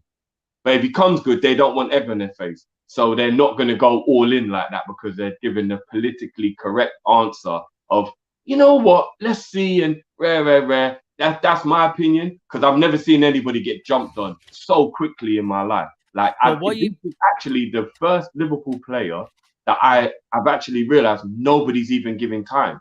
Like, nobody's even willing to like, it's just like, no, he ain't good enough. Rare. Jeff, let me... Like, cool, it is what it is. I think for me, it stems on... With Darwin Nunez, we're all Liverpool fans. Everyone here is a Liverpool fan. People are like, whoever support Liverpool, you're a Liverpool fan. And everyone has their own opinions. But one thing every Liverpool fan has in common is that we want players to succeed. Why? Because they improve the club, we win trophies, we go on to have a bigger legacy. Bro, I don't think there's a Liverpool fan that will sit here and say, nah, man, want him to fail, bro. Because I just want my opinion to be right. No one's thinking like that. Like, you see me, I can be honest and transparent about Nunez. And I'll say it again. He wasn't my first choice. He does have flaws that I am worried about. I've never once sat on this show and said he's dead. What I have said is, I'm worried, bro. I'm worried that he might not be the guy, you know. I'm hoping that he does come good, but I am genuinely worried. And there's just these things that I look at and think, remember when I said to you, he's either going to like set the world alight or he's just going to take a hell of time. But the problem is, Jift, when you pay £64 million, and I know we can't take fee into it, but we have to because that's part and parcel of football.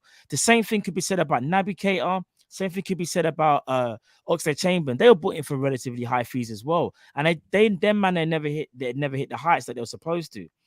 And people want to talk about even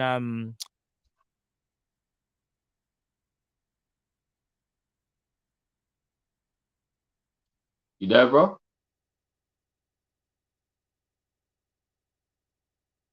People, hey, is it me that's crashed or is Matt crashed? Guys in the chat, let me know. Is it me that's crashed or is it Matt that's crashed?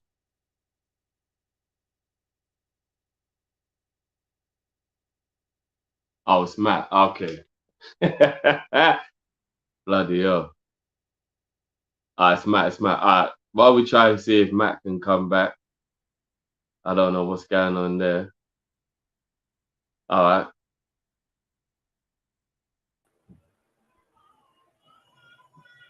Mr. Jamie, what's going on, brother? Hey, mate, you all right?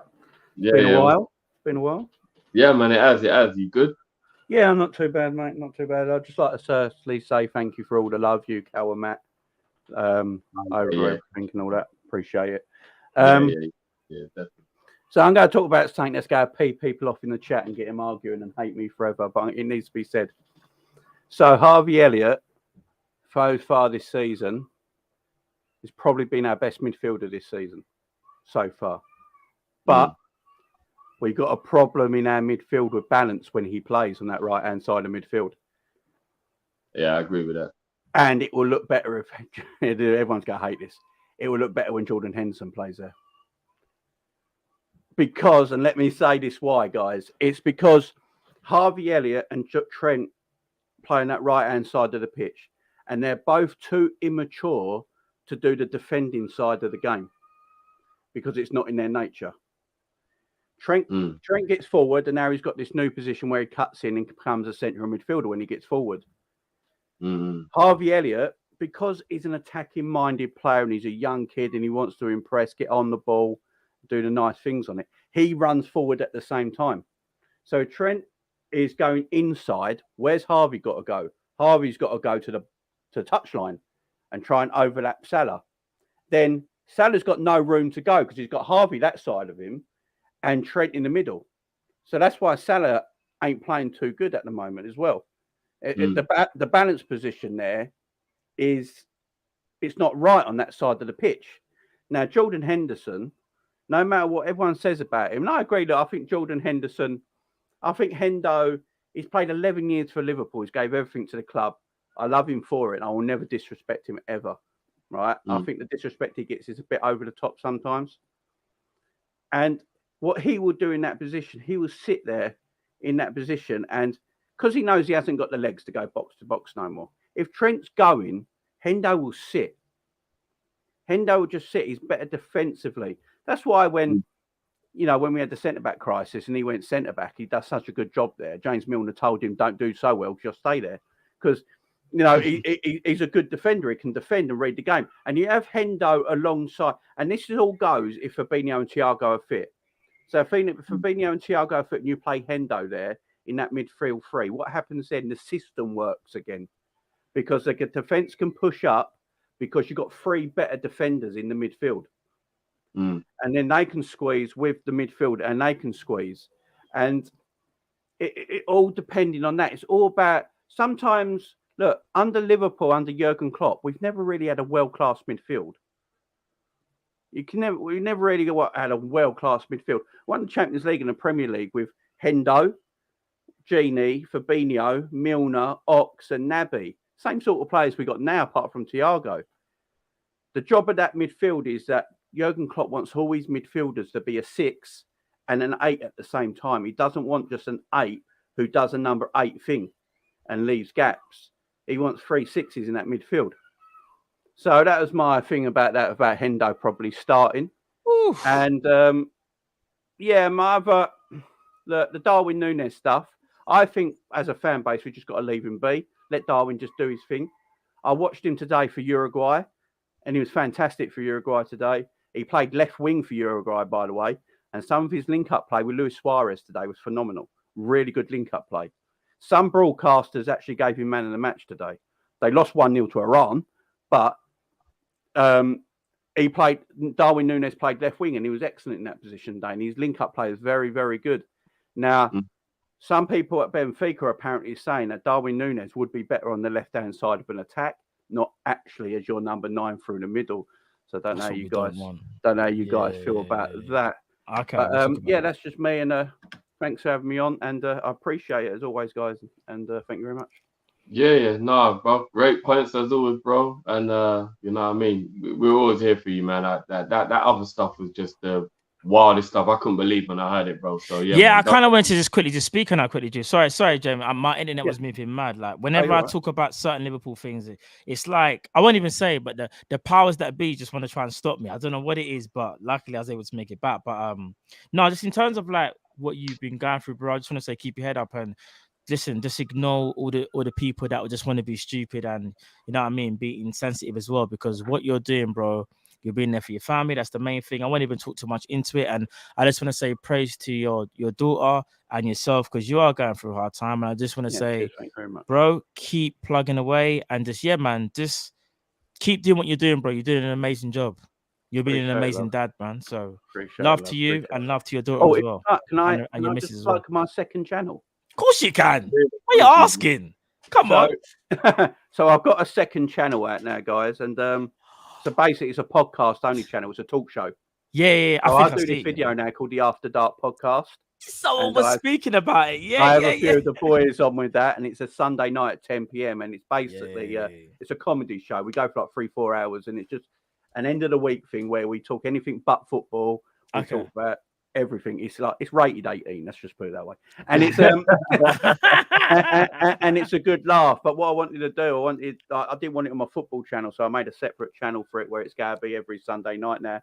And it's called the Jamie Phillips, the After Dark podcast. That's what it's called right now. And it's I only, every Sunday, made that channel 24 hours ago, and it's almost on 100 subs already. So, hey, listen, people, you heard what Jamie Make said. sure Go you lot get over subscribe. there and show your love, man. I'm You gonna might be tune catch me in. on it. We say, Jamie, every Sunday, yeah? every Sunday at 10 p.m. Yeah. All right, cool. You might catch me on there still. I can't even lie. Yeah, definitely. Cheers, man. Cheers. Big I appreciate guys, it. Love, guys. love, yeah. No, love, bro. Love as Big up. always, bro. Enjoy the rest of your show. Have a blessed weekend. And have a man. great weekend, guys. Yeah, same to you, bro. Have a blessed weekend, bro. See you later. Big up. When you was obviously we're bringing in that's cool, but while he was going, Jamie was just saying that he thinks that Harvey Elliott makes the midfield unbalanced, and as much as people don't like Henderson anymore, Henderson actually makes us play a lot more fluid football because he holds back knowing he ain't got the legs anymore, and he doesn't get in the way of Salah. I agree with him personally. I think Elliott actually gets in Salah's way. I think Trent is getting in Salah's way, and I actually believe that it's becoming too much of an obsessive thing in football that you have to play the opposite side of the foot that you are, because now there's this over reliance on how much you can shoot if you're inverted. Because I'm gonna be honest with you, bro, yeah, we barely shoot as it is. So what fucking difference does it make what side you play on? Like in all honesty, like when was the last time you saw a Liverpool player have a shot from outside the box? So does it matter whether they're inverted or not? That there's an over obsession with this inverted thing of like, oh yeah, play this and do that and rare. Like if you're good enough, you can play anywhere. I think it's been proven. It doesn't matter what foot you are. If you're good enough, you can play either side.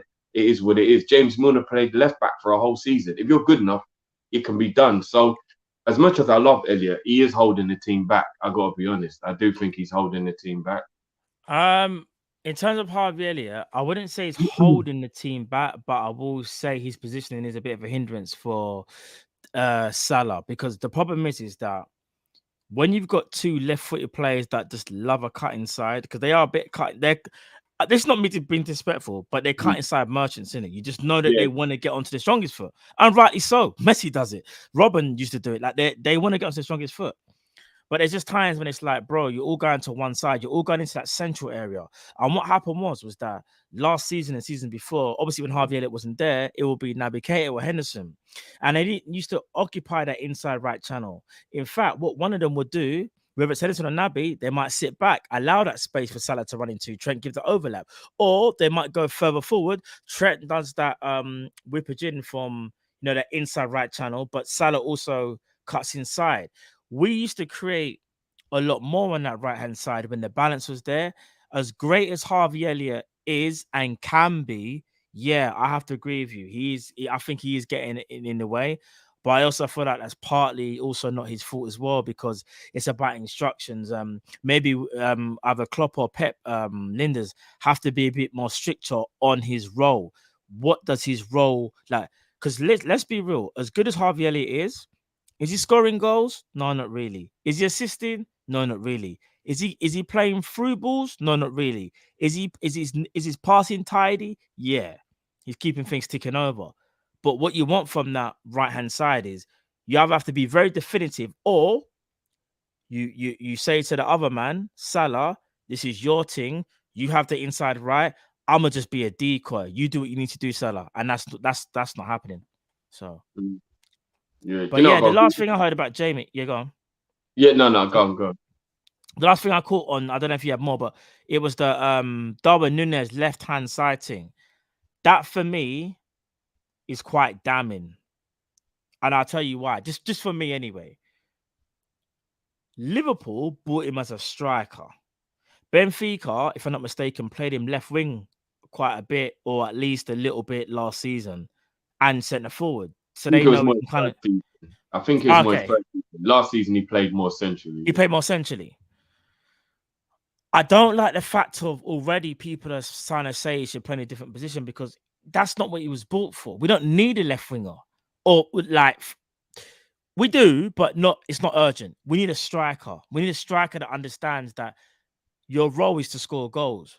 Remember, we've already said we don't care how you score the goals. They don't have to be pretty, but I don't care. Just score the goals. I don't need you to cut in from the left-hand side and you know what I mean, and be more on the ball and link up. That's all well and good. That's fine. What we want is a goal scorer. That's all we want. That's all we're craving, because Liverpool did make the decision to allow Divock Origi to go on a free because we didn't want to offer him a new contract. And if I'm being real, Drift, as things stand right now, would you even arguably say Divock Origi will probably be doing better than Darwin Nunez? Yeah, but that's because I think Divock is a better player. But for me personally, and we bought my man for 64. Oh, so we're paying. Okay. No, but Jamie said the best thing that could have been said. Give him time, just let him be. Like I think everybody was just so quick to jump on him. I do believe it's also because Haaland went to City at the same time and he's absolutely badding it up. So everybody's comparing, not even like player for player. They're just like, oh, City's players doing well. Why aren't our players doing well? Like or whatnot. And like I said, just let the guy learn how to be in the Prem, learn how to be at Liverpool, learn how to speak English. And then in 12 months' time, we'll have another conversation. Like, look how well Grealish is playing for City at the moment. And his first season at City was poor. And that was a player who already played in the Premier League and was English, so he spoke the language. But he was adapting to the way Pep wanted him to play. Klopp's asking more of him than what Benfica did, but asking him to play a different role. And everybody keeps saying our midfield is poor and we're playing poor. So what service is he supposed to get? Your striker is only as good as his service, no matter how well class he is. And we do not provide consistent, regular, good, open opportunities for a striker for us to turn around and go, oh, look how crap our striker is. But some of the chances he's had, though, Drift, you can't. But some of the chances he's had, you probably say Jota would score them. And here's the do you know what it is? And bro. That's a totally different comparison. Well, this is what I was gonna say. Jota obviously costs less money, but Jota obviously played in the league. Jota's got that Premier League experience, yeah. But you have to remember, we brought in this striker to remember. There was a lot of talk. Why are we even buying him in the first place? Is to change the way how we play because we want to go away from that false nine. He's a very aggressive striker. That's one thing I love about Nunez. He's aggressive and he makes intelligent runs. He does. Can't even deny that. His positional sense is actually very, very good, bro. All it is though with him, and I don't know whether it's like I said before, whether it's a confidence thing or whether there's slight fundamental issues that can be ironed out. Yeah, the fact of the remains is, as things stand right now, Jota's ahead of him, and we're not just talking slightly. We're talking there's no contest, in my opinion, and in my opinion, it shouldn't really be like that because if you're paying that amount of money, the player should be maybe at least like where they are now. They should be a further along down the line. Do you know what I mean? I think we're kind of hear me out. We're fortunate that. Can I just say this though? We're fortunate that we even have Jota. Imagine if Jota, yeah, God forbid, wasn't here, bro. We'll be in a lot more trouble. There'll be even more. Bro, Jota's the same player I sat on this very show last season having to defend because everyone was saying Jota's whatless. I never said Jota was whatless. I said Jota's a striker. That's what you get. No, I'm not talking about you, but I'm talking about there was a large group of people who were saying Jota's useless, this, that, this. And I had to sit on this very show and defend Jota countless times last season, bro. Countless times last season. So I'm saying it's just like it's almost like the fan base in general. But Jota was scoring goals though. That's the difference though. Nunez, yeah, but nobody cared because everybody said he's got no build-up play. He's got no nobody cared, bro. But if he was a Jota, but here's the thing. For people like me and you that were kept on saying, oh, yeah, his build-up play would be great, but he's banging in goals. We just accepted it. My whole point is right now is Nunez build-up play isn't that great, and his finishing remains to be seen as of yet. Listen, bro, here's the thing. Nunez is going to improve. He's not going to stay like this at Liverpool. He's not. My whole thing is this, though. We've paid £64 million, and remember how we work as a club. Money is very, very tight. You have to use that money wisely. The question I will then put to you, have we used the money wisely? I think that's probably the best question I can ask you, bro. Have we used it wisely? There needs to be a much longer period of time to understand whether we have or not. The guy's been here for a month. I'm not going to lie. I am so baffled as to why everybody's on him so quickly. Like I'm confused, but bro, I think we'll leave it there. We'll leave it there. Yeah. All right. We'll bring on the next caller still. Tarmizzy. What's going on, bro? Big up, guys. Yeah, hope you guys are doing good. On, bro? Bless, man, as always, bro. Yeah, internet's moving mad over here. You know, the Wi-Fi connection. Hope your end is all good. Bob, my Wi-Fi, my internet was moving mad when I was speaking about. Funny enough, is when I was speaking about Nunez, I think that my internet started going mad. So clearly, the powers that be don't want me to speak about him. But yeah, no, go ahead, bro. Yeah, I'm gonna start your timer now, bro. Cool, bro. Cool. Do you know? I'm still exhausted with all this. The burnout that Liverpool are playing. You know, so frustrating at times. Style of play and pattern of style, and then transfer window. You know, we messed up over there. But I'm not gonna, carry on with the rant. I'm more looking forward on the Zen R9 documentary, the R9 phenomena. I saw that. Releasing next month. So I'm more excited on that than the Liverpool October games. But quick one question. If you form a futsal squad among the Liverpool players, who would you pick?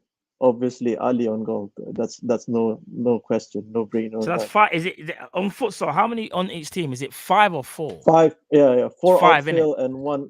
Yeah. So 4 outfield. Okay, cool. Yeah. So and also if for the Prem team among apart from Liverpool, who would you like to see other Premiership rivals as a futsal squad? You know, like your Man City. You know, they have ballers over there. Even your likes of even Arsenal. I have to rate them, but like to watch them. You know, playing. You know, touch, pass, and go and all that. Who would you like have your who would you rate? So those are 2 of my questions. And I think that's just it. There's nothing much, international break and Nations League and all that dull. But big up to you guys and to Carl. Smash the likes. Yeah, keep the energy going. Yeah, take care. Love, bro, as always, bro. Great questions, bro. Stay blessed. All right, bring it in time, Mizzy. All right, so in terms of the futsal thing, obviously, like you said, Ali in goal. Now I've got to think of 4 outfield players. Now I need technicians in it. When it comes to futsal, you need tech. It's that simple. You need tech. I'm going in no particular order. Firmino, Luis Diaz, Thiago, let's have a Trent or Virgil. I'm just going all tech. I'm going Trent. I think I'm going Trent. So that's Trent, Thiago, Diaz, and Firmino. I think that's what I would do. Trying to think, but Virgil does you kind of need a Virgil in there as well, though, still. But I just feel like the agility thing is going to be mad still. I just feel like it'd have to be 18, 19 Virgil. Like, it can't be this Virgil where he's using a lot of aura to defend because you just get spun. Nah, but all jokes aside, I think, the tech, it has to be tech. So I'm going Trent, Thiago, Luis Diaz, and Firmino. I think that team is cooking differently. Ooh, people are saying Matip. Why do you need Trent no space? Because Trent's one of the best passers in the league. It's not just about dribbling, we know. It's about passing as well, bro. Man can just put one pass. Don't have to be fancy with it. But Trent technically is good as well. That's why I'm saying him. People are saying Matip. What are you lot saying? Matip over Trent in futsal? That what you lot are saying in the chat? Some of the people are saying Carvalho. A lot of people are saying Matip, you know. Interesting. Drift, I'll ask you. Bigger Tarmizi is talking about the futsal thing, you know, like obviously the 5-on-5. Yeah. The first question was, yeah, Liverpool now. Who would you pick for the futsal? So you got obviously 4 outfield players and the goalkeeper. So we know Ali's in goal. Who would your 4 outfield players be? I won't tell you mine to see if we kind of like similar. Oh, your futsal team. My internet's moving mad, by the way. I hope I don't get cut off again. I can see. Yeah, my internet's moving mad today. I don't know what's going on, but yeah. Futsal would be Bobby, Thiago, Elliot, Matip. You go. Hold on, say yours again. Elliot, Bobby, Thiago, Matip. I'm gonna politically correct you. Do you still want to keep Elliot, or do you want to put in Diaz? Oh, I forgot about Just Diaz. asking. How the hell did I forget about Diaz? Just asking. And just know that Chris Angel's watching as well, by that. That's why I put that. Yeah, no, I forgot about Diaz. I genuinely did. I just have a feeling. This is futsal, you know. This is like techers, bro. Yeah, I have a feeling Elliot is sick at futsal. I just have a feeling that he's sick at it. But yeah, I'd go Diaz. Luis Diaz. Yeah, I'd go Diaz. I don't know how. Even the people are saying Carvalho, bro. Yeah, I thought about Carvalho, but there's just something about Elliot that I think he'd be brilliant at futsal. I told you Chris would hear that Harvey Elliott take. Yeah. I don't even know how I forgot about Diaz, if I'm being honest. Because mine, funny enough, mine was Firmino, Luis Diaz, Thiago, and Trent. But the people are saying I should put Matip instead of Trent, obviously because Matt dribbling. But it's your defender. He don't want to defend, bro. But I don't really care about defending. We're just keeping the ball. You know, like that. We're just passing. Yeah. No, I genuinely think Matip would be our best centre back for futsal. But you're right, though. I think I might side with the people. See, people, you changed my mind. I think I will probably go. Matip. Sorry. So final decision would be Matip, Thiago, Diaz, and Firmino for me. Yeah, I've seen Matip in training. He's disgusting. Matip is serious, bro. I swear down. The other question was, he said, what other teams do you think would have a sick futsal team? So clearly Man City. I'll just read one off quickly. Just quickly. Man City. By the way, Artur would be sick at futsal, by the way. He actually would be. That's a good take, actually. I like that. He actually would be. The Barcelona Artur would be. 100%. We're talking about, man can keep the ball for days. You're not getting the ball of Artur. Yeah. I think Man City will be sick at it. Just a quick one off head top thing. Cancelo, Bernardo, KDB, flipping. I disagree. Foden. I disagree. I don't think KDB would be good at futsal, bro. You'd have to put Mahrez in there for me. Ooh, you think KDB can't play futsal, though? But I'm not saying he can't play futsal, but he definitely wouldn't be in their top 5 futsal. But what happens when you can just shoot from anywhere? Just shoot on sight. But futsal is about quick feet and techers, bro. No, it is. But I'm not saying Kevin De Bruyne has got quick feet. Like, you're right, though. Mahrez walks in. Mahrez is way better than De Bruyne. If it's a futsal team, I actually think Mahrez might be the first name on the team sheet. Do you know what? I actually think Gundogan will be better at futsal than KDB.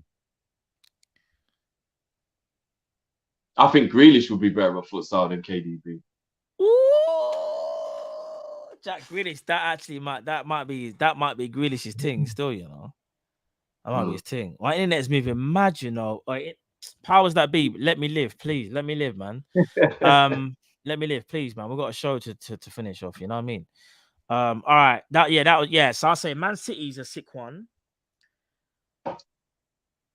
Another good futsal team, maybe Arsenal, because I'm just thinking Gabriel Jesus, Martinelli. You can't pick any centre midfielders for Arsenal because they ain't got tech like that. So you probably have to go another forward and say maybe like Saka or something. I'm not gonna lie, that sounds like a watch futsal team. I can't even lie, their team looking a bit mad, you know. I don't know if there's any other. When I say mad, I'm talking mad in a bad way. Their team not looking the greatest. What about Tottenham? If you had Basuma, Son, you can't put Kane in there. Yeah, I was going to say I don't even think Kane's getting fried in futsal, you know. Yeah, even Tottenham might not even have a great futsal team. They're moving to Kane differently on the futsal thing. You know what? Maybe there isn't even really that many. Like Man United, just quickly, if Man United got any futsal, I think Ronaldo would still be good at futsal.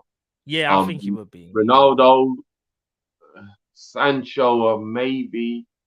I forgot Arsenal had Odegaard, by the way. I did forget that. Odegaard would would be you know, good for them. surprisingly, And Fabio Vieira. I reckon Fred's good at futsal. Fred? Yeah, I reckon Fred, Anthony. Anthony will be. United's probably got a better futsal team. Anthony will be living futsal. He probably wishes Premier League was futsal. Do you know what? Man United, I'm gonna give them credit. Martinez at the back. Sancho. I'm and ahhing about Sancho. No. Sancho you see like Sancho in a tight space thing. Remember, this is just about tech, agility, movement. Yeah. Someone said Maguire. Lord, Maguire would have to be like Martial. Even Martial will be sick at futsal, bro. No, well, Martial got the body feints and that, and the quick footwork. Maguire would just be. Maguire would be the ref. Whoever said Maguire would be the ref. Man United probably got a better futsal team than us. No, don't say that, Drew. Don't say that. No, but we just gotta keep it a buck, bro. No.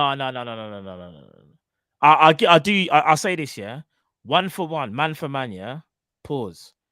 Diaz versus Anthony, for example. Firmino versus Martial. Really close, by the way. Yeah. I'm saying we can match up with them.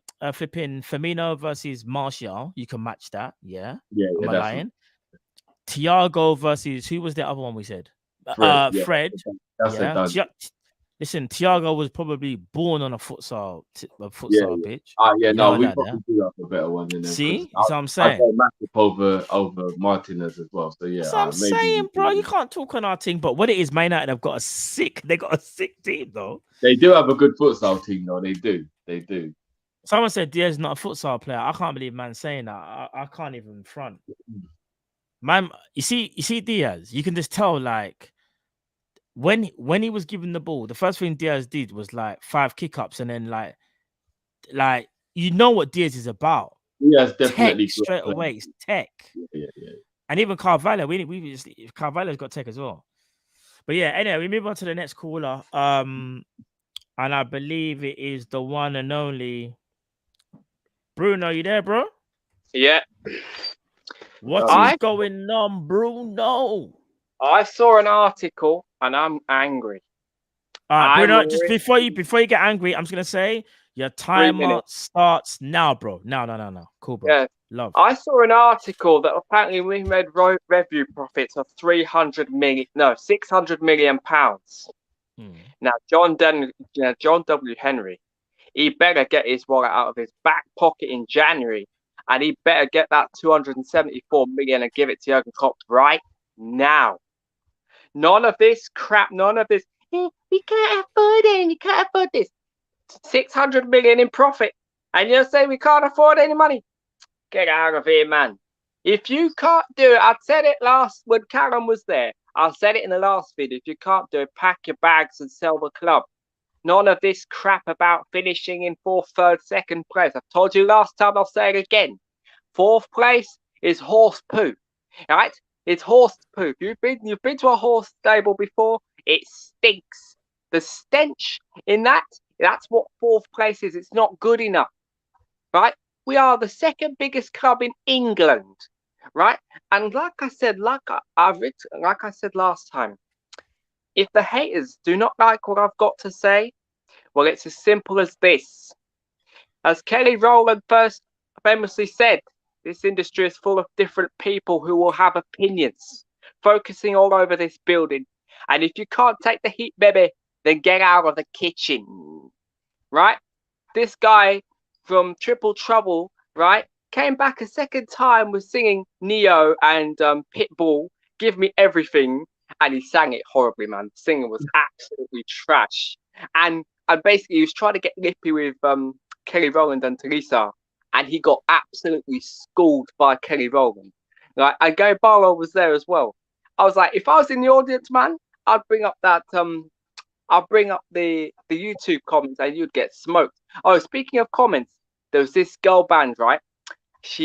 this girl, she was getting so cocky with Talisa because like she was like, oh, the dancers, Talisa was like, all the dance moves are covering up the fact that none of you could really sing. And then this girl went, oh, that's a bit rich coming from you, but. And I was like, if I was on the X Factor in the audience, you would get smoked. I was like, just type in N-Dubs, N-Dubs YouTube channel. You're done. You're finished. Au revoir, as they say in French. Au revoir. Right? Like I said, if the haters don't like it, pack your bags and sling your rock. And also, right, all this talk about Nunez, right, it needs to be given time, right? It's not going to happen overnight, right? Things take time. It's not going to happen like straight away. If all this abusing him is not going to help, right? Because some things take time. They don't take like, oh, nice try.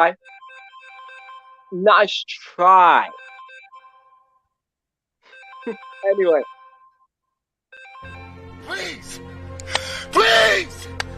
Now!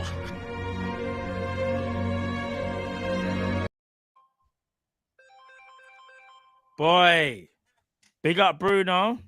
He said his piece, but that's what happened when the timer run out. You get run out. Sorry, Bruno. But one thing we will do though, Bruno, is we're going to talk about what you said. And big up Bruno because he said a lot still. He said a lot. Bruno said apparently Liverpool made, I think, a 600 million profit, and he said he wants to see FSG give Klopp 274 mil. Apologies, my internet's moving mad, by the way. You probably can't even see me right now. I probably just look like a blob of red paint. I don't know what's going on. It's not that bad. It's not that bad on my end, but yeah. Oh, okay, cool. He also said finishing fourth, in Bruno's words, is horse poo. That is what he wanted to stress. He said, have you ever been to a horse stable? It stinks. He said it's poo. You got Bruno because that's what he said. You know what? No, but the thing is, I'm joking and I'm quite him. Bruno knows when I'm saying that I'm joking, but when I'm joking, but I'm being serious. He's basically saying that second, third, fourth ain't good enough for the biggest team in England. That's what he is saying. So even though he might come across comical at times, big up Bruno, he's just saying, like, for a club at Liverpool, we need to be winning and we shouldn't be accepting anything lower than first. And he also said, and I quote, let me get some composure, big up Bruno. If you can't take the heat, baby, then you got to get out the kitchen. That's what Bruno also said. And last but not least, he also said, no jokes, man's being serious, Nunez needs time. He's like, Nunez just needs time. We can't just judge him right now. He needs time. So, Drift, I'll ask you, I'll ask you the first one, Drift. So, the 274 mil. But first of all, does FSG need to give Klopp a whole heap of money in January? Because he said January specifically as well. Yeah, of course. You know that already, bro. Like, you know what? In my opinion, regardless of what profit you make, because a lot of people are saying it was 600 million revenue, not profit. Because I was thinking 600 profit sounds a bit too much. Oh, revenue. Sorry, it's 600 million revenue, not profit. My bad. I read that wrong. But he wants to see Liverpool's 274 mil. Yeah. No. I think he might have said profit, but I can't remember. Yeah, regardless. I know, General, that's wrong in it. I know he said something, but yeah, cool. In my opinion, no matter how much money we make, it's always going to be of a certain level, which is always going to be relatively high, right? Because we're Liverpool, we have such good marketing, we have so many fans around the world, etc. I don't think it matters how much money we made, bro. I think there should always be a plan in place to bring in 2 to 3 players, depending on what the scenario is. And there should always be minimum 150 million available to whoever the manager is. Minimum, bro. Minimum. If you don't need it, fair enough. But if the manager thinks he needs it, 150 per summer should be available minimum. If you look at the fact that we've never spent more than 100 million in any window other than the window we sold Coutinho, you can just tell the owners don't invest enough. It's just straight, bro. The owners just don't invest enough. It is what it is, isn't it? So yeah, no, I agree. And listen, big up Bruno as well, because Bruno's got a couple of I won't say fan supporters. He's not like that, but Bruno's got people that I think back his points, and some people do agree with Bruno. I think whether the actual facts of how much money we have is wrong. What he's saying though is that Liverpool should be given money and enough money to actually go and just put a dent in the wallet, innit? That's what he's saying. Put a dent in the wallet, spend some money, improve the squad. Incrementally, we do it, and sometimes we feel like that's not enough. So, and yeah, man, shout out to Bruno again, because my man was quoting Kelly Rowland a lot still. I was going to say, let's get off some of these supers because they're relevant to what just happened. Yeah. Voice of Reason says he should have named his book Arrogance and Delusion. I'm guessing that's regarding Pet Linders. Right. Pet Linders is getting it recently. Pet Linders moving mad, bro. Peterson says, guys, like, what do you still have the link? Unfortunately, we don't, bro. We've only got 2 more callers tonight, but listen, there'll be time next week to get you on, bro. So trust me, you will have your say next week, bro. Apologies. Himanshu says, guys, but Jose won 3 Premier Leagues in 5 years at Chelsea. That is true. Jose did. He did. I mean, you've got to remember how much money he was given when he was at Chelsea the first time round. It was astronomical in comparison. No, yeah, he bought a bag of players, bro. He came into a club that had Duff, Robben, Cech, Essien, Drogba, Carvalho, Ferreira. Bro, do you know how much money they gave Mourinho the first time they he was bought? Chelsea manager? I won't even. You know what? There's a part of me I want to do, but I can't bother. But if I went into Chelsea's spending for the 04-05 season, nah, it's in comparison to everyone else as well, bro. Like, you know what I mean? Like, it was a joke, bro. I mean, it's crazy. Yeah, I don't know. Yeah, Ash says, shout out Kelly Rowland, Bruno, you legend. Oh, Bruno, listen, Bruno's getting the support, bro. Bruno's getting a lot of support right now. Big up to Bruno. He's getting a lot of support, man. What's it? Adrian says, I guarantee Darwin will be a top goal scorer this season. Drift, you willing to co-sign that, or you're not too sure just yet? Do you know the only reason I'm not co-signing that is because at the moment I don't know if Klopp's even going to play him enough for him to get top goal scorer. That's actually the way I'm looking at it, because he just don't seem to want to give him any game time. But I definitely believe he's got the ability. You know, and what's mad as well, bro? He does have the ability. It's just on that whole thing with Mourinho getting that water. Yeah? I look at the situation that Klopp's been at in the time he's been at Liverpool, bro, and the only time he was given a war chest, we won the Champions League, and then we won the league. So the proof is also in the pudding that, like, if you give Klopp a lot of money, he will spend it properly with with everyone else who's involved, like Ward. Obviously, back then it was Edwards. Do you remember? Like, we spent that big chunk of money, but then we won the Champions League and then we won the Premier League, bro, within 12 months.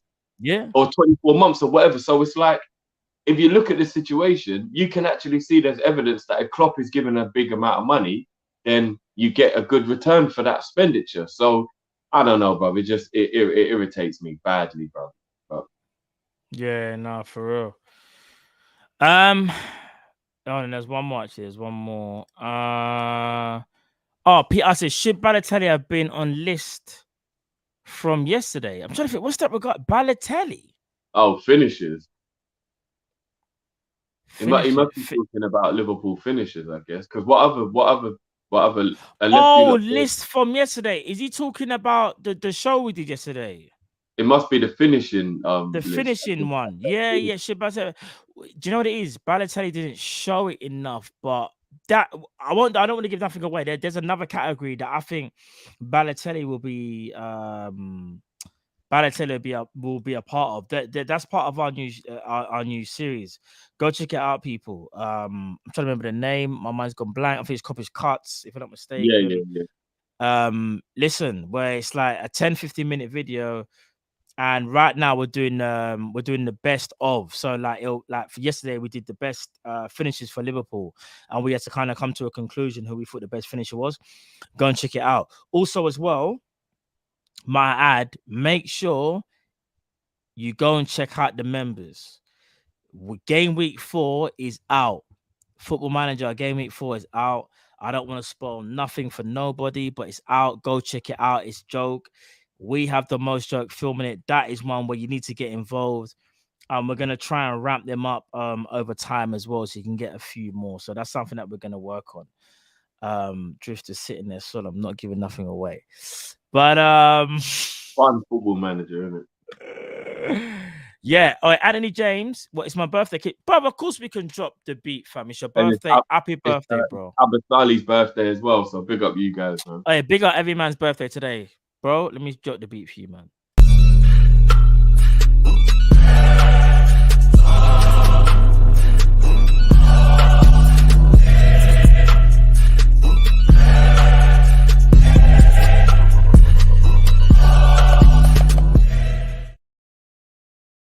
Big up, big up, big up. All right then. So let's move on now. Let me get that off screen. Right, let's move on to our hold on. Faisal. Yeah, Faisal. Apology if I butchered that, bro. I think I said Faisal, become a new member. Love for that, bro. Big up, man, as always, man. And like I said, if you're not part of the members crew, you need to get involved. Football Manager is happening right now. There's game week 4 that's there. So if you want to become a member, literally, you see where you go to subscribe to our channel, you see the join thing, become a member. You're going to get that content that you're going to not want to miss out on. I am telling you, I can't stress it enough. So make sure you go and check that out, people. But right, let's, in fact, let me read the super chat. Peterson says, I've never seen a player getting more diss than Nunez. Others had 1 year to adapt. The worst is that most of the trolls are from LFC fans. Let's allow it. I agree. I mean, fans are trolling their own player. After I think no. But here's the thing. I think criticism is different from trolling. I would say I'm criticizing, not trolling. I think rival fans are doing that because they kind of just want to say like, oh, he's not as good as Haaland kind of thing. So I kind of disagree with that a bit. I think the Liverpool fans are more saying there's a split in it. And I'm part of that split, Jeff, and you're part of that split. I would sit here and say I'm criticizing him, and some people might say it's harshly, but I have my reasons, and you're backing him right now. But the fact of the remains is we both want him to succeed, bro. People need to also understand that when you put on that shirt, you need to succeed. Like you just have to, because we need you to produce on the pitch, because we need to win games. That's what it actually boils down to. That's what people lose sight of as well. We're not playing well. I think if Liverpool were playing really well, I would probably be a little bit more reluctant to overlook some of the issues that he's had. But we're playing so poorly at the moment that you're kind of asking somebody to almost be a superhero. They've got to learn the language, big AD, love to a new country, learn the team, learn the tactics, and they've got to play well when the rest of the team's playing poor. How is that possible, bro? So it's cut you, Jeff. I didn't know this. Big up Peterson as well again, or Peterson. Sorry if my LFC fans are trolling the training videos from an LFC. I didn't know that vid from Nunez in training. I'm gonna be honest. I didn't know who it came from. I was just. The thing is, I didn't even comment on it. I didn't even say nothing. You know, if it was from an actual Liverpool person, then yeah, I'm disgusted as well. But that's kind of mad still. Thing, yeah? I know we love to banter, yeah, and banter's obviously funny. But if you actually just strip it away, we're having a proper football conversation. So forget the banter. We're just really analysing what Nunez is or what he can bring. Yeah. What happened in that training video has happened to every single world-class footballer you know. Everybody's had that moment where everyone's like, "Oh my God, what was that?" Everybody's done that. That's football, bro. That's facts, bro. People want to push this narrative. He's not good enough. I agree. And keep rolling with this agenda against him. So that conveniently just added to the ammo of all the trolls and all the idiots. If you want to banter and all that, I'll laugh at that. It is funny. It's hilarious. If you want to have a proper conversation about football, don't bring me that. Because every single footballer's done that. Look at that miss Haaland did against Liverpool in the Community Shield. It was atrocious, bro. And that was in a game. And that was in a football match and he missed it. But what? Is everybody going to say it makes him a crap player? No. So it's like, come on, man. The agendas are just ridiculous. Like, I'm sorry, the agendas are crazy, man. Like I said before, and I'm not going to change what I've said. Yes, I have my doubts about Nunez. But one thing I've always said is I think it's going to take time. And for me, that's probably more what I'm annoyed about and concerned about, because There's a player there, but how much time do we have? My complaint isn't, oh, in 6 months' time, is he going to be good enough? I think he probably will be. My concern is how much ground are we going to lose trying to integrate him in and him to kind of just feel like he's at ease. Because I will say this, him being a striker, he needs a couple of goals. Like, I'm not talking one goal and, oh, it's fixed. He needs, like, I don't know, give an example, 4 goals in 3 games, and then that confidence starts to fly, and man just starts not overthinking things. Because to be honest, if I'm being real, yes, I still think there's things that he can definitely improve, but I think Liverpool can fix that. It's more confidence. He's probably he's in his own head, and that shirt weighs heavy on a man. Come on, man. I can't even lie about that. That shirt weighs heavy. When you are a Liverpool striker, that shirt weighs heavy. I can't lie to you, it does. And I think once you're able to kind of like understand and harness where you are, you're gonna be better for it. So let's just see what happens, innit? Shout out to Gunnar in the chat, because bro, I'm not gonna lie. Yeah, you're Gunnar Lee. And you know the wickedest thing, bro, as well. Love as always, bro. But you see, you're a troublemaker. I swear Chelsea, have got a player currently at Dortmund. Currently at Bayern Munich, absolute levels. There's also a player playing for Liverpool and a player playing for Man City that at the same age Nunez is now was seen not good enough. Yeah. This is how it goes. Like, you win some, you lose some, innit? Like, but Nunez has only just got here. If Nunez had been here for 2 or 3 years, I would understand. He just got here. So if people are going to agree.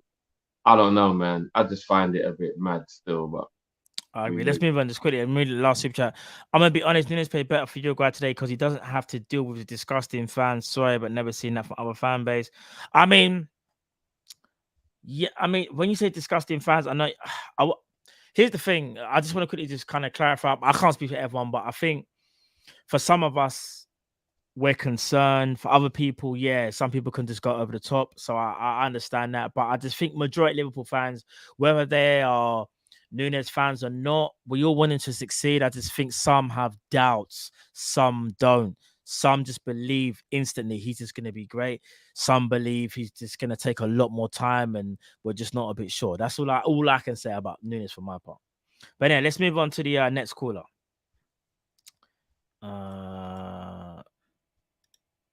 Narrit, what's going on, bro? Can you guys hear me? Yes, we can indeed, bro. Okay, so yes. How you guys doing? Narrit, bless, bro. Bless yourself. Yeah, all good here. Good, bro. So good. I think it's 4 a.m. in Bangkok right now. But that's dedication. No, but this is the only day I wait only for Fridays, and that's the only day I look forward to, Friday, so I can call in.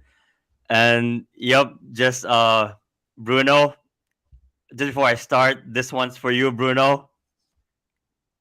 Burn the ball. Oh no, Matt is not here for this. No, bro. I'll be honest with you, bro. However much you have to pay for that, do not burn it, bro. No, there's actually a twist to it. I'm not gonna ruin it yet. I hope Matt is back, but if not, it's fine. I'm sure he'll be back with it. I'm sure he'll be back. No, but big up Bruno as always. No, okay. You know what? I'll just do it now. Matt is not here. It's fine. Matt and Cal can watch it in the playback. It's actually.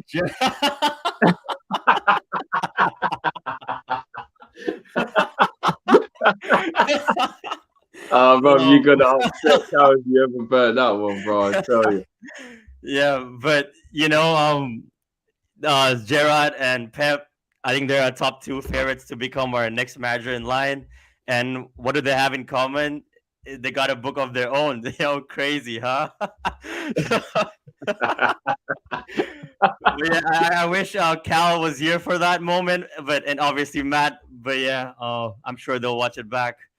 Yeah. No, I'm just it's all jokes. Big up to Bruno, and yeah, I'm not sure if you saw the other day for under 21s when Jay Sperring came on for our tour in a friendly. It was a friendly game or some game for the under-21s. Are you serious? Did that really happen? Yeah. Because Artur played, I think, his second game for the U21s. To keep his match fitness and all that. Yeah. So he actually went off for Jay Sperry. Oh my God. Isn't Jay Spearman about 40 now? Yeah, almost, I think, because he rejoined us, I think, to be a player coach for the reserves. So. Yeah. Oh my God. Yeah, that's something I never thought I would be hearing in 2022. But wow. Yeah, I mean, I didn't actually come in prepared apart from that moment in the beginning and this crazy sub that I saw, the substitution for sparing for Artur. But I guess the question is, have you ever heard of any other crazier or weirder substitution in your life? It could be for our team or it could be for any club, any country, any team, basically. I've never heard of any weirder sub than, almost 40-year-old Jay Sperring coming in for Artur Melo for Liverpool. And the second question is, recently Bobby Firmino named his ultimate five-a-side. Yeah. Oh. Yeah, you definitely gotta watch it back, bro. You definitely gotta watch it back. Can I just show Matt once again? Yeah, go on then. Matt, are you back 100%? Yeah, I'm back, bro. Like my internet's moving mad. So, have you seen anything from the beginning? No, I've seen nothing. No, so I said this one's for Bruno.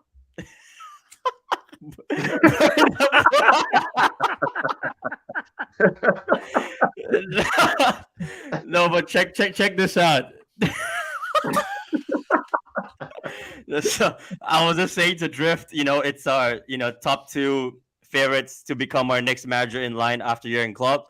And what do they have in common? They both got a book, so yeah, it's pretty crazy. It's true. So if you want to be Liverpool manager, then you need to become an author. You better write a book. Yeah. And the other thing I was telling Drift was the other day I saw Jay Sperring coming in on for our tour for the under-21s. Did you happen to see that? No, but I heard he played Artur. I saw like some clips online of like a No, Matt, listen to that again. I know. I'm not. No, but I'm refusing to. No, but I've ignored the second part. Jay Spearing was a substitute in a game, so he's officially part of the playing squad. Jay Spearing replaced Artur for Liverpool under-23s, bro. Are you actually hearing? Are you actually hearing this? The bro? fact that he's being brought in for the culture says, I don't even know what to say, bro. Yeah. So my first question for Drift that I asked us, so it's for you as well, Matt. Mm-hmm. So basically, have you ever heard of a crazier substitution, than the one I just mentioned? Sparing in for Artur. And yeah, the second thing is recently Bobby Firmino, he named his Liverpool ultimate five-a-side based on the teammates, for Liverpool. He's been playing for, loads of great players. So he named his five. Some are pretty obvious. So Ali, obviously in goal, Van Dijk, Fabinho, Coutinho, and Salah. So obviously he got his Brazilian teammates as well in Coutinho, Alisson, and Fabinho. And yeah, there's Van Dijk and Salah.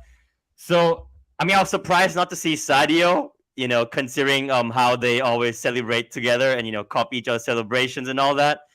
But it's pretty tough, though. I mean, I can understand, I guess. But yeah, I thought Sadio would be in it. So my question was actually going to be, I think, if I'm not wrong, I'll big up to Tarmizi as well. I think he asked about the futsal, what's your five-a-side for Liverpool? So it was a similar question. Who's your five-a-side under Jurgen Klopp's era? So I'm assuming mostly will be like, most of them will come in this current squad. So your answers might be similar to what you answered Tarmizi, even though his was mainly a futsal. So could be, futsal, not futsal, anything, but like just our five-a-side under Klopp. But just to go a step further, I would go all-time five-a-side for Liverpool. So obviously Gerrard's in it, but just a quick one on top of your head. I know it can obviously be a show and all that, and you guys have done similar shows in the past, so that's it. I'm sure I went past the timer, but big up to you guys each and every time.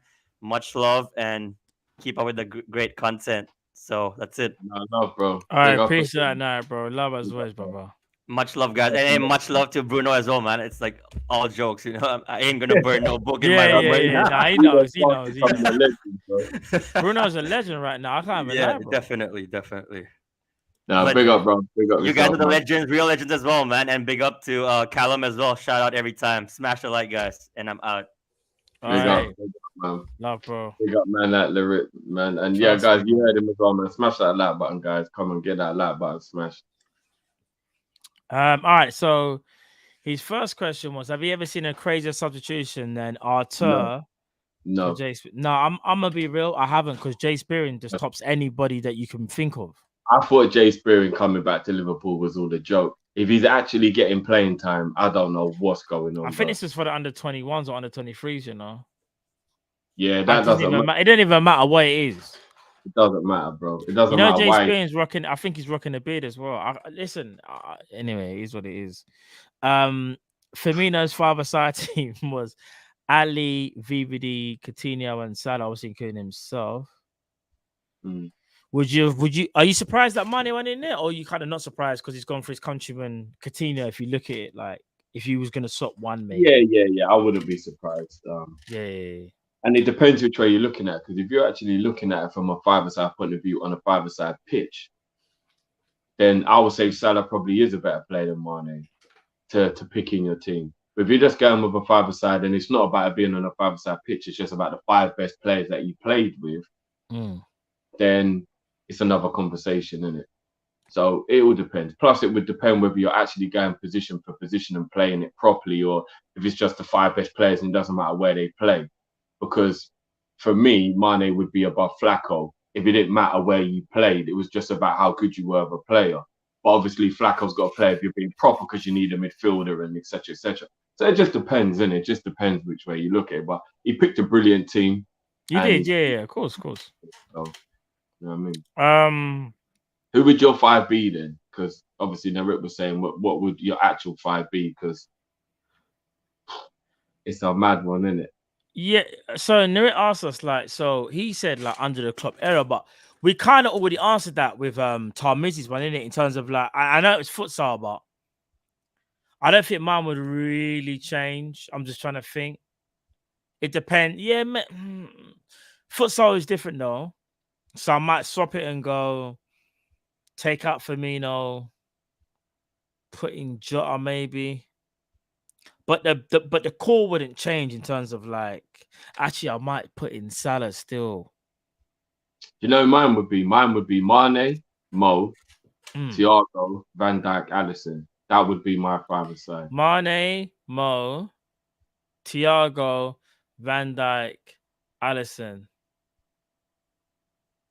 Those are the best players that we've had under. Yeah, I can't even Trent. But there's no Trent. The only thing that I would be willing to possibly change would be Thiago for Coutinho, because Coutinho played under Klopp longer. That would be the only one I'd maybe be willing to swap for. Yeah, maybe. That's probably the only one. But if you're talking about just ability of the player, I think Thiago or Coutinho, Mane, Salah, Van Dijk, Alisson. I would say that's the best five that have played for Liverpool. His last question was all time. I'm gonna be honest. When you say all time, bro. All right, Gerrard walk. All right, so Gerrard walks in. Jeepers. All right, we're gonna do all time. It'll be Clements or Alisson in goal. Yeah, then it might have to be Van Dijk still, No, Hansen and them man there, and Lawrenson. Hansen might have something to say about it. No, I'm still picking VVD. I'm picking 18-19 specifically VVD. All time would be Rush, Barnes, Dalglish, Hansen, Allison. I'm going Fowler, Barnes, Gerrard, VVD. Oh shit! How did I forget Gerrard? Oh my days. And Clements. Yeah, you're moving mad still. We move. Let's move. Bye. Bro, you can't miss out Gerrard, bro. I'm in my mind. Raw. Did I really forget Gerrard? Yeah, you did, bro. You did still. Man, I got Fowler. I had a brain part there still. But again, like, there's so many. To me, there's a few that no one can really say nothing. So if you picked like Rush, no one can say nothing. If you pick Fowler, no one can say like this. Oh yeah, it's mad. Yeah, but yeah, I don't want to leave too many, bruv. Too many. Right, we're gonna bring the last caller for the night. You know who he is. He's a legend. He is AKA Ghost. You know what time it is. It is the one and only Liverpool 12th man. What's going on? Hey, what it do? You can hear me, hopefully. Yeah. All right, yeah. Sometimes lately my mic's been on the hush tip or something like that. So I was we can hear you clearly. I remember last time it was a bit quiet. Now we can hear you clear, bro. Clear. I had to make sure you're on point this time. But how y'all feeling today, Wagwan? Good. Yeah, bro. Bless, man. It's just a shame that there's been no Liverpool in it. It's kind of weird that we got to wait till next weekend to see Liverpool play. But other than that, though, bro, I can't really complain, bro. I think it is. I think that's really put on a lot of like mental stress, I think, on all of us, because I think the fact that it was the 2 weeks and now it's the international break, it's just like, dang, are they ever going to come back and play, really? So I understand a lot of people having little the jitters, like I need my fix. So agreed. So yeah. But I wanted to I have my questions. I know I only got 3 minutes, but I want my questions. My question was, what in your mind is today's right back? What is today's right back? What is in your mind, if you were trying to give a definition of it, and what player would you say is the symbol of that definition? If you can understand what I mean by that. That's something I really wanted to ask, because I know I've been hearing a lot of I know I defend my players. I defend a lot of players on the squad because you grew up with them. You feel as though they're your brethren as well. So you definitely take your side, and especially when you have a lot of it's one thing to have the trolls, the rival trolls, but then it's another thing to have the trolls that are sit beside you watching the games. Sit beside you wearing the patch. So those things can sometimes have an effect on all of us, because the Salah nonsense, the talk about Trent and how people are just getting off our. Some people are even saying getting off our team. It's really maddening to hear at times, because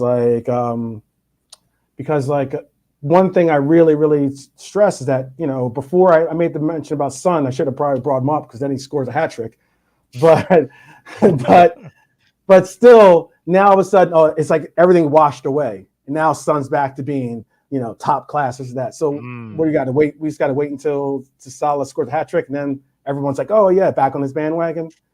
I just think that we all have some narratives and agendas that we all particularly ride on a little sometimes. And that was something that Drift was talking really on point about.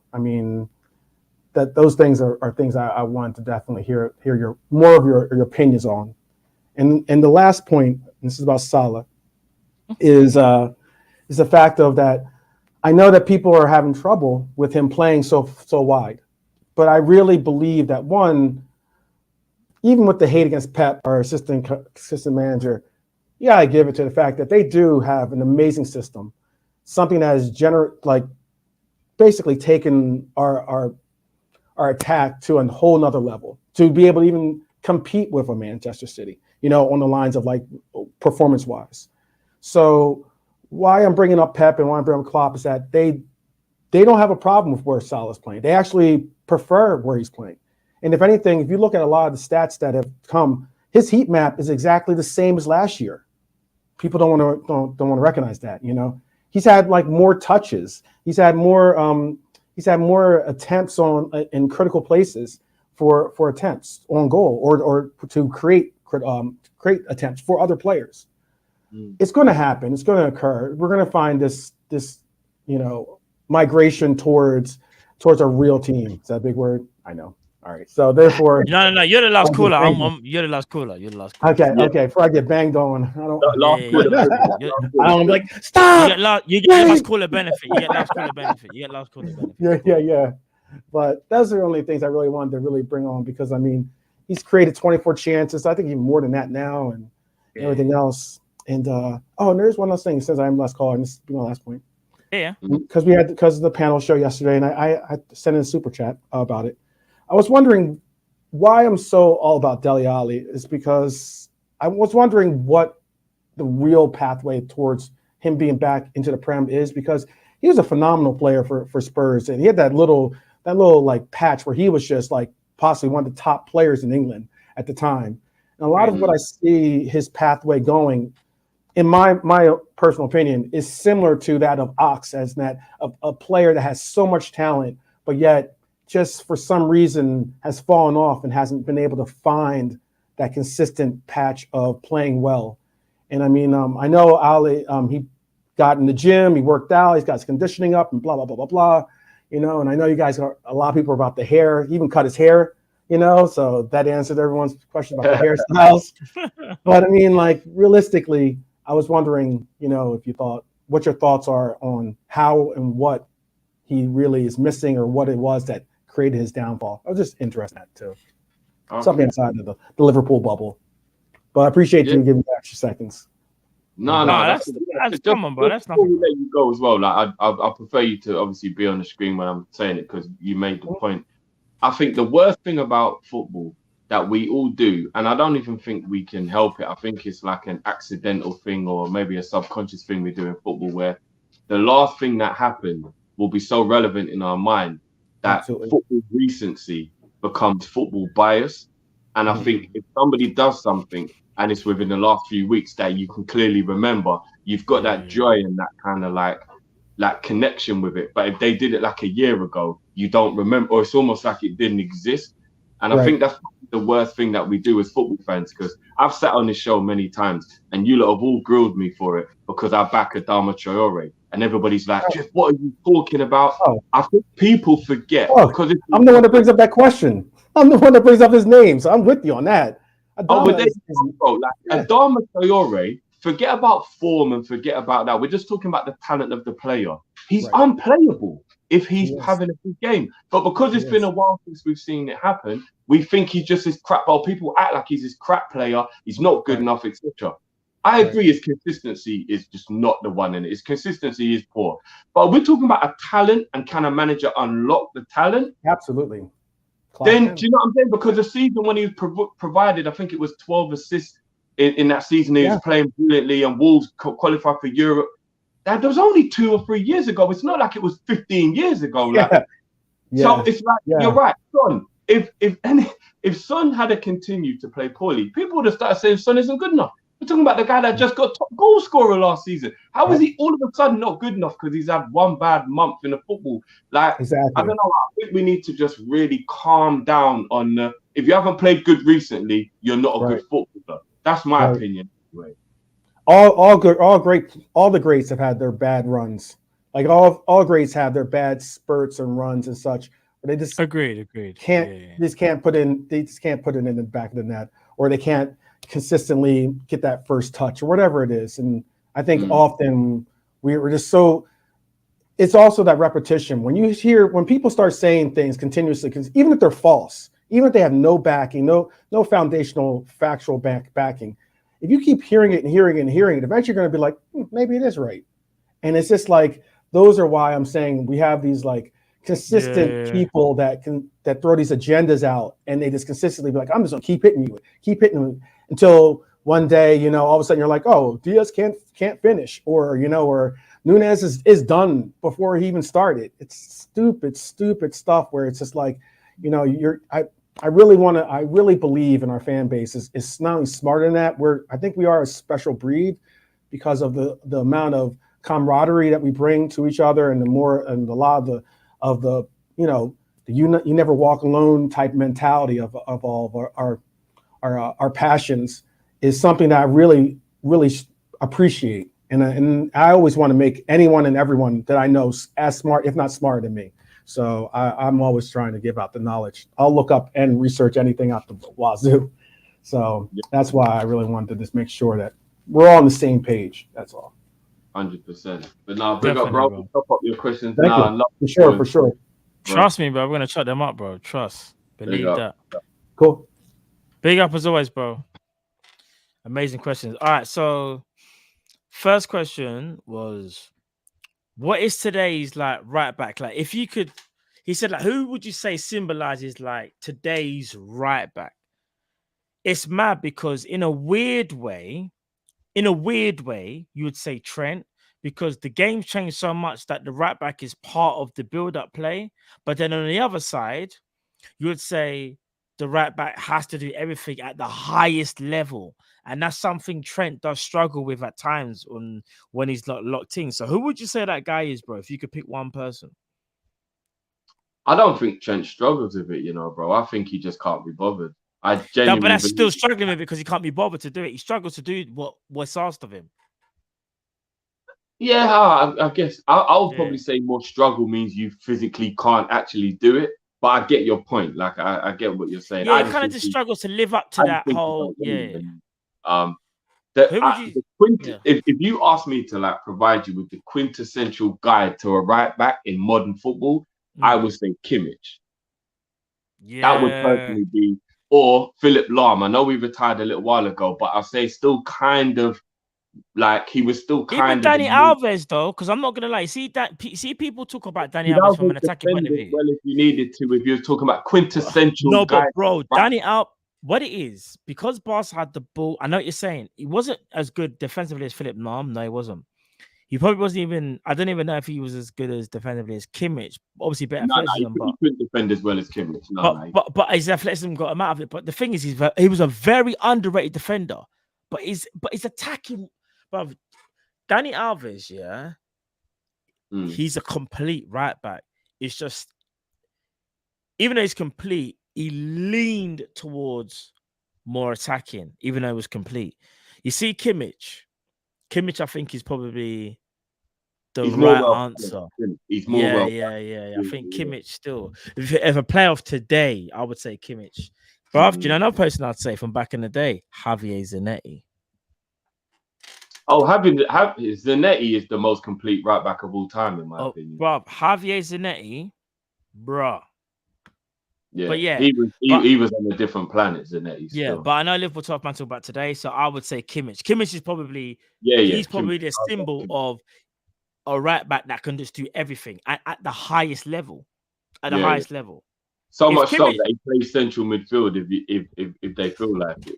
So yeah, I'll go. Kimmich can do everything, bro. And the thing is, I think Kimmich can play the same level he can play at DM is the same level he can play at right back, which I think is crazy. When you can play two positions like at the highest level so seamlessly, yeah, you're a beast. You know what? Yeah, Abdus has got a good point. At his peak, Azpilicueta was serious, bro. Yes, but do you know one thing I would say? He leaned more towards defensive, even though he can do the attacking thing. He leaned more towards defensive, though. Yeah, but he did have an unbelievable. But you're right. He was a complete right back, though. Yeah. It's actually mad because he's only like 31 and he looks so rinsed out. It just shows you how much he plays football, isn't it? Done. We're not done, but he's just not the same. Liverpool Tough Man also talks about narratives in terms of like how there's such a big, part in football where, someone's just going to keep going on about something and almost like they'll go on about it to the point where you even just start being a bit lazy and going, all right, maybe they got a point. Like, yeah, I can't bother to argue.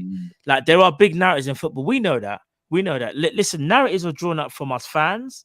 They've drawn up from the club and they've drawn up from the media. There's 3 sets. Everyone knows that.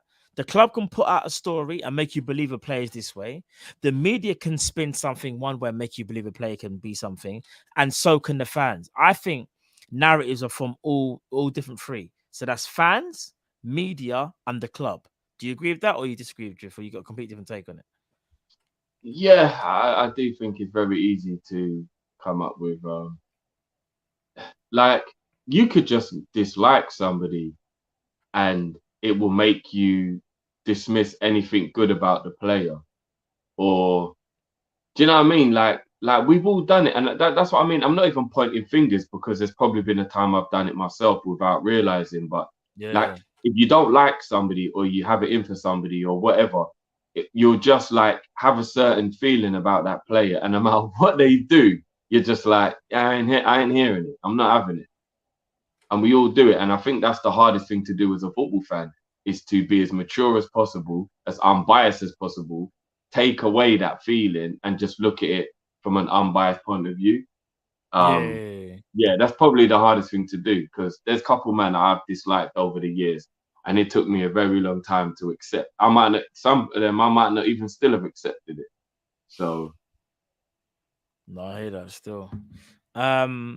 Next question was about Salah. He's saying his heat map is the same, more touches, creating more. I think Salah's one of the highest chance creators in the league.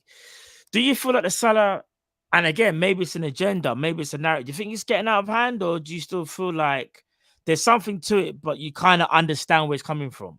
Like, so he's bringing facts, because Liverpool top man only brings facts. The heat map, if you look at it, kind of is very, very similar.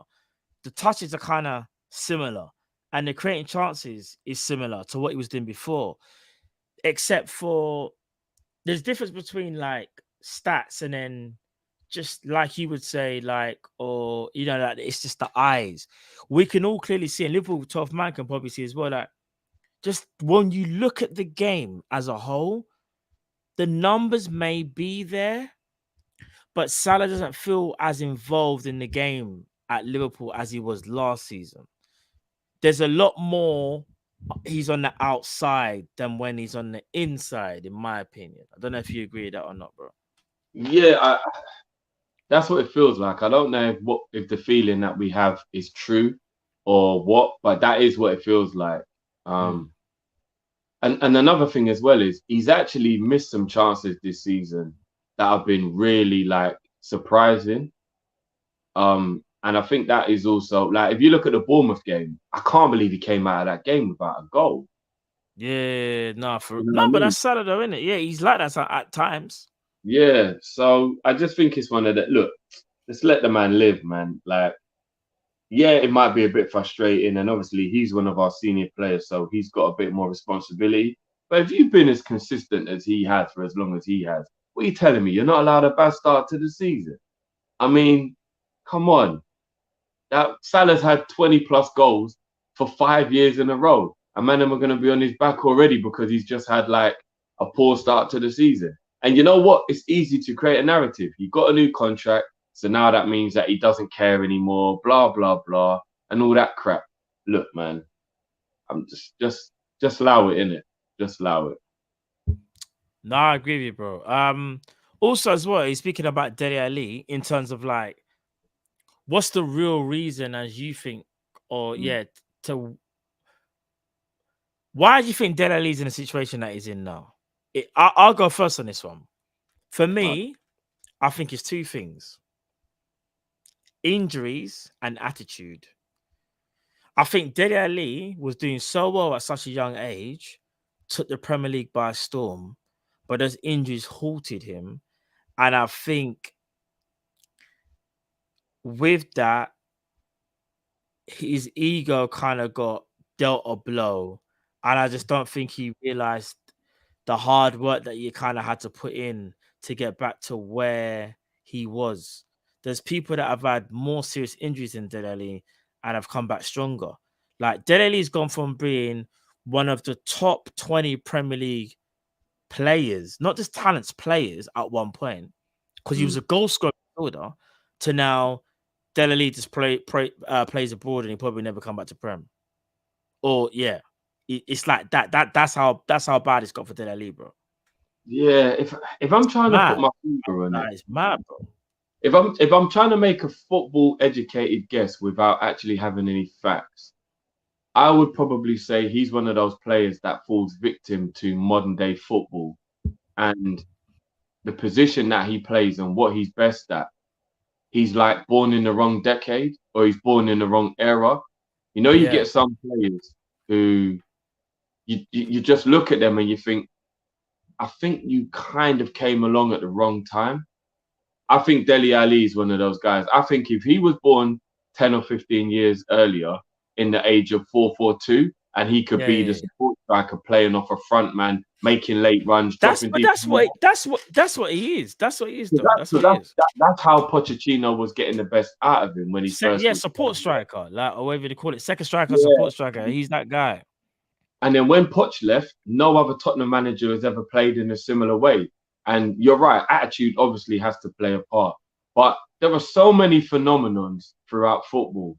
And I mean people who are better than Ali on a whole nother level. Like, if I started saying names to you, bro, like Quaresma, Balotelli, Prince Boateng, but I could just keep on going of names of footballers who, if we're talking about talent, are better than the majority of footballers we ever talk about on this show. Like, I'm talking about Kevin Prince Boateng and Quaresma had footballing ability beyond, like, it was a joke, bro, how good they were as footballers. But for whatever reason, we're just sitting there now and we're like, yeah, his career was just nothing in it. Ben Arthur. Bro, do you know how good Ben Arthur is, bro? And we're just sitting there like, what was his career really? Like, what did he... Sometimes there's just them things that just happen and you don't even know the answer, bro. It's just, it is what it is. Like, I don't know, but it's weird, isn't it? Like, it's weird. But yeah, I think Dele Alli just falls into that category, bro, to be honest. Like, born in the wrong era / attitude / I don't know, bro. It's weird. It's weird. But I feel a bit bad for him still because, you know what I mean? The guy's a talent, man. Definitely. No, I fully agree. Fully agree. Yeah, that was his last question regarding Dele. So let's move on to the super chats before we head out, bro. Ash says we roughly spent 30 mil net a year on transfers. So who are we selling next summer? Bellingham 120 mil. We're raising 120 mil. Does buy and sell strategy finally have to change next summer? What are you saying about that, Drift?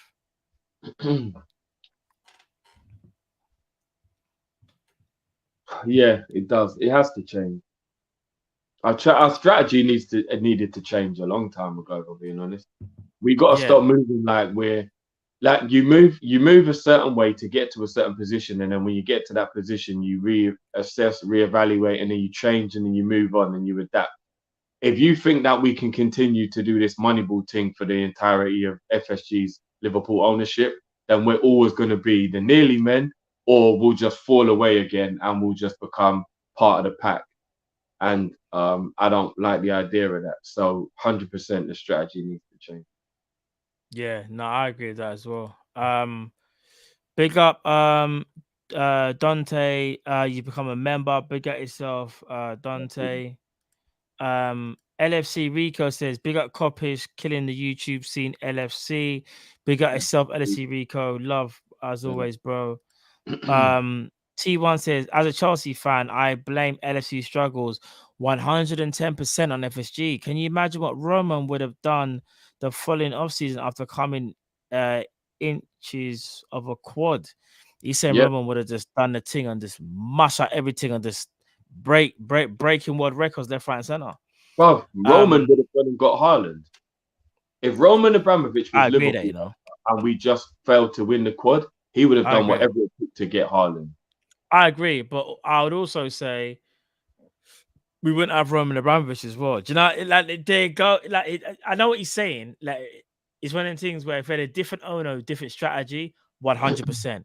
But we kind of always have to be careful because I think Chelsea fans always fought for however more years they'd have Roman, and now they just got Todd Bowley just doing. Yeah, it's different, isn't it? They know even though Todd Bowley's spending money, it's not Roman. Roman kind of done it different, bro. Todd Bowley's just trying to like make a name for himself, bro. Do you know what I mean? I think it's a bit different, but I understand the method to the madness when he does say Abramovich, though. Vince's viewpoint says, put some respect on Jay Spoon's name after you pocketed Yaya Toure. The streets won't forget. Man's gained legend status for that one game. Jay Spoon's rocking a beard like flipping Captain America in Endgame. It's mad still. It's mad. One thing I will say about Jay Spoon is he had a good I thought he was good at Bolton, but Yeah, Liverpool level. Nah. Yeah, that's Bolton still. I can't even lie. Do you know, Jay? In fact, I won't even say that. I don't disrespect him still. He's at the club now. He's back at the club. Dinesh, big up Jay Spirin. Big up Dinesh Karai says, evening, gentlemen. Why is Liverpool allowing Henderson going to England when we have injuries in the midfield? I'm gonna be real. That one surprised me because he's ahead of schedule, and I understand Henderson wants to play for England, but Liverpool probably should have been like, brother, you gotta sit back. Drift, what's your thoughts on that? Yeah, I think everybody's thinking about wanting to go and play at the World Cup, so you want to be a part of the squad as much as possible. But the fact he's literally just come back to training and he's gone international duty and we need him, I do think he should have stayed behind. I agree. Liverpool tough man. He said also Naby not on the 5 side. He nutmegs people for fun. Hey, I know Liverpool tough man talking about Linde's book, innit, where there's one segment where he talks about Naby Keita nutmegging everyone. He actually does still. I mean, these are the words of Pep Linders. But Naby Keita, yeah, he'll be good on a 5-side pitch, but it's either him or Thiago, innit? And it's this Thiago, innit? It's not even a debate. It's just Thiago. It's not even a debate. I mean, I rate Naby, but it's Thiago. There's differences, but I hear what you're saying. Naby Keita would be good at 5-side. Should prolong his fitness as well. Larko76 says, random topic. Would you change? What change would you make to the game to make it more entertaining? For me, keepers can no longer catch the ball, blocks and saves only. Raw. You're moving to that mad. Bro, I'm not gonna lie, that's you've broken the game of football by doing that. Dude, that's mad. You've broken the what game would of I do to make the game more entertaining?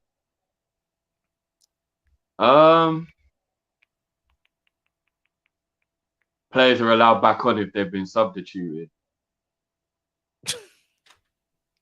Man said rolling subs. Like NBA, bro. Yeah. I'm trying to think, is there anything that I would add to it still? What would be better than bringing off a player, rassing him up on the bench, and then sending him back out 10 minutes later? You can do that the sin bin thing, innit? Like NHL, innit? Where man just take a sin bin, and even a sin bin thing. Imagine. Now the sin bin thing would actually be kind of mad though, because people. I've always said that there should be an orange card in football, which is a 10 to 15 minute. No, but I'm just thinking about now this.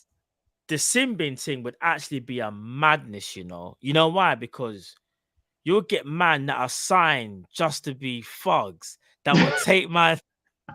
No, but if the foul is too bad, then he gets a red, isn't it? No. But the sin bin is one of them things, brother. NHL where it's like, yeah, like you can hurt some. When I say hurt someone, like bro, you can do some damage. Remember, them man do fist fight and that, go and sin bin and come back. Yeah. That's just that crazy crap. I don't know. But this is what I'm saying. The sin bin thing where it's like, bro, imagine, yeah, you'll get people that will show their true dark art. Bro, Sam Allardyce would wear a cape if he was managing, and have a Darth Vader flipping mask. You know, like that. Bro, could you imagine him signing? No, not even him. It'll be he was Burnley's manager, bro, that got fired. Oh, Dash. You see a man like Dash, brother. Someone, do you know someone said? Go on. Someone says in the chat, no offsides. No, bro. If you go and look at football when goal hanging was allowed, it was a mazza. I tell you what would be a brilliant rule, bro. Yeah, nobody's allowed in the box but the goalkeeper. Ooh, I don't know whether that makes it more entertaining though. Yeah, it does, bro. Because people that would have to pack shots from distance. You have to lend the shots. I hear that. That would definitely make. But football. we Liverpool fans are for the cross because we got no one that wants to shoot from outside the box. That will be literally City's game done. Remember, Rodri can shoot, Gundogan can shoot, KDB can shoot. Don't get me wrong, obviously all of our players can shoot, but we're just talking like consistent high-level shots. All right, here's another one for you, bro. Like basketball, once you pass the halfway line, you can't go back. That would be kind of sick still. That would be sick. Or what about if we do rugby? You can only pass backwards, not forwards. I'm not going to lie. Man City piece up everyone if they do that. They piece up bruv. You see Man City, they're laughing. Pep's like, Pep is laughing. That would be crazy though. You know what? That should be a rule. You know, crazy. You're not allowed back into your own area once you pass. I think the halfway line thing might even work. Still, that would force people. Bruv, do you know what that would do? That will. You see the things right there. That would force all that camp. I'm saying camping like it's flipping Call of Duty Modern Warfare, you know. But you know what I mean? Like it will stop people from just dropping back all the time. Like having to you know, that really test City though, because you can't reset the move by going backwards. You have to go forwards. Exactly. You can't go back past. That actually might work in our favor because we're more aggressive than City. City like to probe. They'll reset a move if something ain't working. One of them will just go, fam, this ain't working. Bring it back to Diaz. Diaz will reset and they'll go again. That's a good shot still, even that. Mic up the referee. That would definitely make the game more entertaining. No, I'm not going to lie. These refs will be all done. They'll all be done. Is what it is. All you'd hear is secretly, fuck's sake, I missed the fucking foul, mate. Shit. Yeah, mate. Yeah. What were you guys saying in the trailer? Was that a foul? Bro, you'd hear the most. No. The worst thing about it would be the game would be on at 12 o'clock on a Saturday, and all you'd be hearing is "fuck off, you prick." Even the abuse that the players give to the referees, and we think the referees don't say nothing back. I know there's a few referees underneath their breaths like, fucking prick. But let's keep it a buck though. They wouldn't be abusing the ref if the whole stadium could hear what they were saying on a big. The whole stadium. That's a different story. No, that's what I'm saying. The ref should be mic'd up, and everybody should be able to hear everything that his mic picks up. That's mad. Still, if you're talking about throughout the game, that's. But I'm not gonna lie, throughout the game. So if somebody calls him a dickhead, the whole stadium hears him being called a dickhead. Could you imagine? That'd be kind of mad. Still, that'd be mad. What was that? Was that the last one? Yeah, that was the last one, I believe. Make sure that I haven't missed any. But no, listen, people. As always, listen. You people, you're undisputed. This community. Oh, hold on. Have we got one more person in it? Oh, you know what? Natalie, what's going on, bro? Yeah, what's going on, man? Sorry, I just see it, bro. I didn't even know you was even there because you weren't there before. Or was you there before?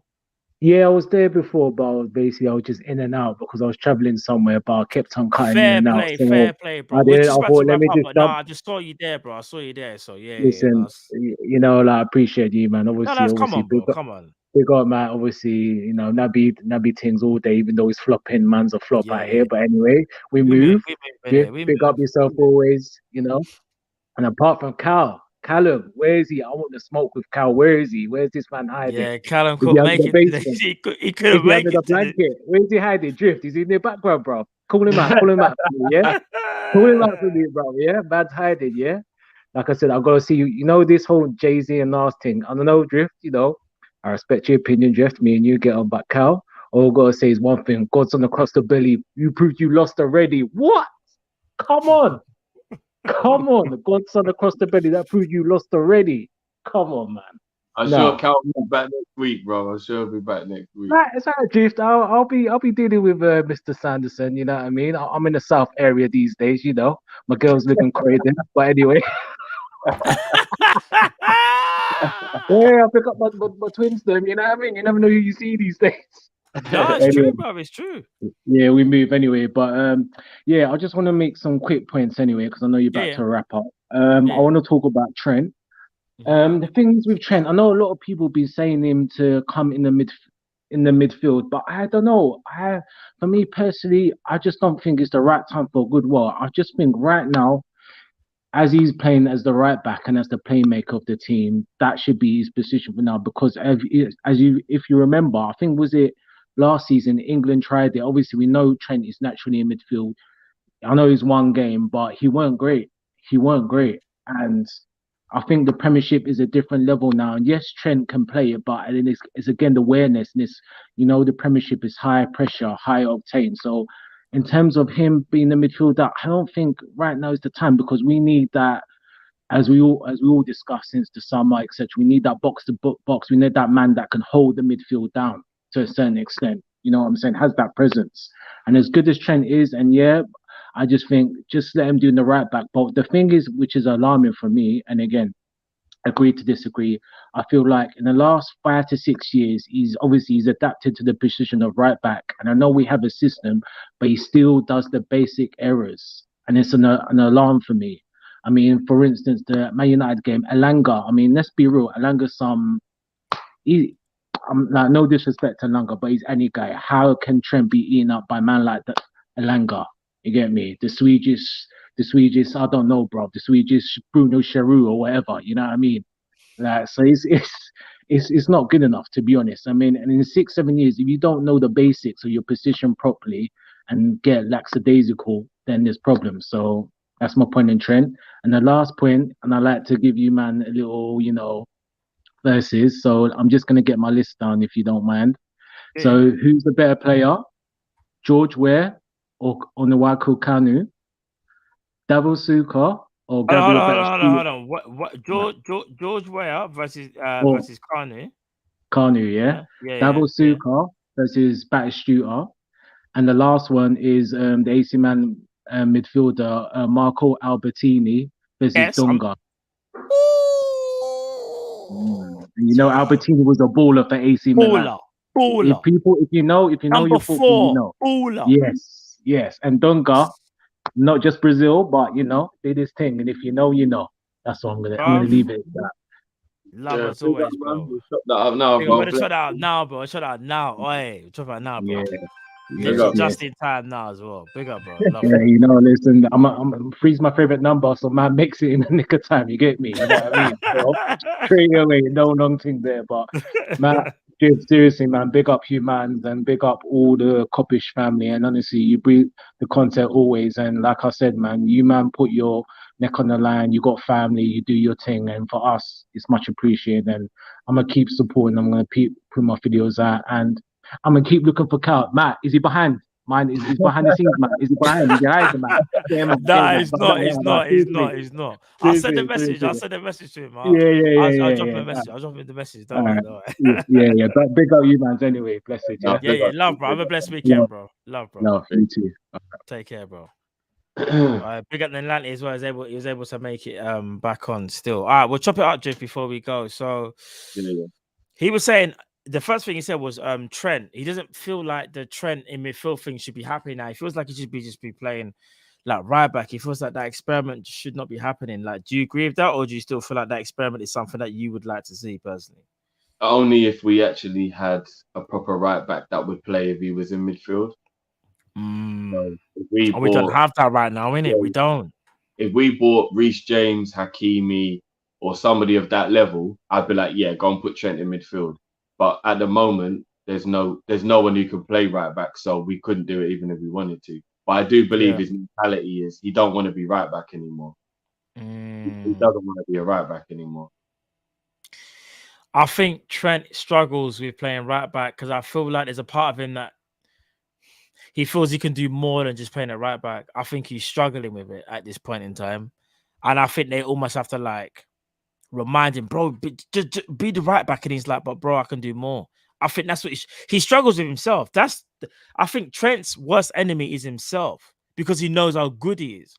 Imagine being that good technically and knowing that theoretically you're technically good enough to control a game, but you're putting a right back. You're a defender. You want to play further forward. Never forget what made you, though, and that's what's no. Of course, I'm just saying. I think he struggles with it personally. I think he struggles with that right now, personally. But yeah, that's my take on it. In terms of the verses now. For me, this is a no contest. George Weah versus Kanu. George Weah for me, it's not even a contest. I think Kanu was sick, but George Weah, Liberia. I'm sorry, Weah was one of my favorite players growing up. So. By the way, Jamrock, no, we shouldn't reward him for that. And that's another thing I struggle with. If he gets played in midfield, it means that he boo-hoo threw his toys out the pram to get into midfield. And I don't like that. So, no, Jamrock, I do agree that he shouldn't just be given a new position because he just feels like it. That's the dilemma we face with Trent. I'm George Weah over Kanu as well. I think Kanu, has kind a of better talented, but Arnie has a better legacy that we'll remember in the Premier League. But on the world stage, George Weah is a Ballon d'Or winner, and yes, AC it's Milan just legend. But Weah's different. Like George Weah was different, bro. He was different. Liberian Lightning, remember that. David Suka versus Batistuta. But for me, I thought Suka was sick, but Batistuta is different with it. Yeah, different. Man was called Batty Goal, bro, because that's all he did. So yeah, that right foot was a hammer. Like it was just a hammer. Batistuta in front of goal, he probably had 105 shot power. Shout out to Pez, man. Yeah. You can't talk to Batistuta. It's Batistuta, sorry. This is the all right. Albertini versus Dunga. You see Albertini, yeah? Very underrated, just like Dunga. I remember Albertini so much for AC Milan. This is going back to my AC Milan days when, bro, man, I used to remember Sebastian Rossi and them, man, they're flipping. Said Albertini. I'm trying to think of the names now. When I say I'm gonna go old school, hold on. You had Didn't Albertini play the midfield with Pirlo and No, he's before Pirlo and them, man, bro. Before Albertini was like. Did he not play with Pirlo? No, Albertini was Costa Curta days, Maldini days, Cafu days, kind of like early like Sheva days. Shevchenko, I'm talking about. So would that have been when? Would Seedorf have been there when he was there then? Yes. Wasn't it Albertini, Seedorf? No, Seedorf was later. Albertini was Donadoni. That's it. Donadoni and them, man. Costa Curta. It was them, man, there, bro. Yeah, he was a good player, but I'll go Dunga, though. I'm not going to lie. Albertini was I might go Albertini, you know. Fair enough. I'll personally, I'll go Dunga. So. I might go Albertini still. Dunga's sick. They're both. I don't know, man. I think it's more because maybe the AC Milan team kind of is making me kind of be more nostalgic. Like when I think of that Milan team, bro. That Milan team was different. Yeah, I remember then. Yeah, Papan and Boban and that team was mad. Yeah, Baresi, obviously ultimate. I'm going Albertini though. You going Dunga, yeah?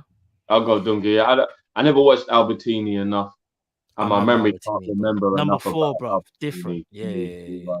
For me to pick him, so yeah, I'll go Dunga because I know a lot more about Dunga. Yeah. Cool. Now I'm going Albertini still. I think that was the last super chat that I read out before. Yeah. So now people listen. I thought there was one more. I just want to stress again, like, nah, seriously, people, always love. And I just want to say thank you to each and every caller. Thank you to everyone in the chat as well. Without you guys, you make this show, trust me. So yeah, man, I just want to say to everyone and have a blessed weekend, man. And do you know what I mean? Positive vibes, positive energy, always. It's what we do on a Friday night, man. Do you know what I mean? We come to chop it up as always, and we give you guys your say because it's about you guys and how you feel about what's going on with whether it's Liverpool or football or just things in general, man. So love to you all, man. But we'll be back on Monday for the Monday night show. Make sure you check out the Kop-ish store as well. That's been kind of revamped. There's some new stuff on there. You might want to check that out. Check out the member stuff as well. The member stuff is popping right now. The football manager stuff is crazy. I can't front that enough. People that are members will tell you as well. So make sure you check that out. And yeah, man, rock with us again on Monday unless something crazy happens. But yeah. We've got Kopish Cup coming out over the weekend as well, guys. Yes. So look out for that. Actually, that might be delayed. That might be delayed. Yeah.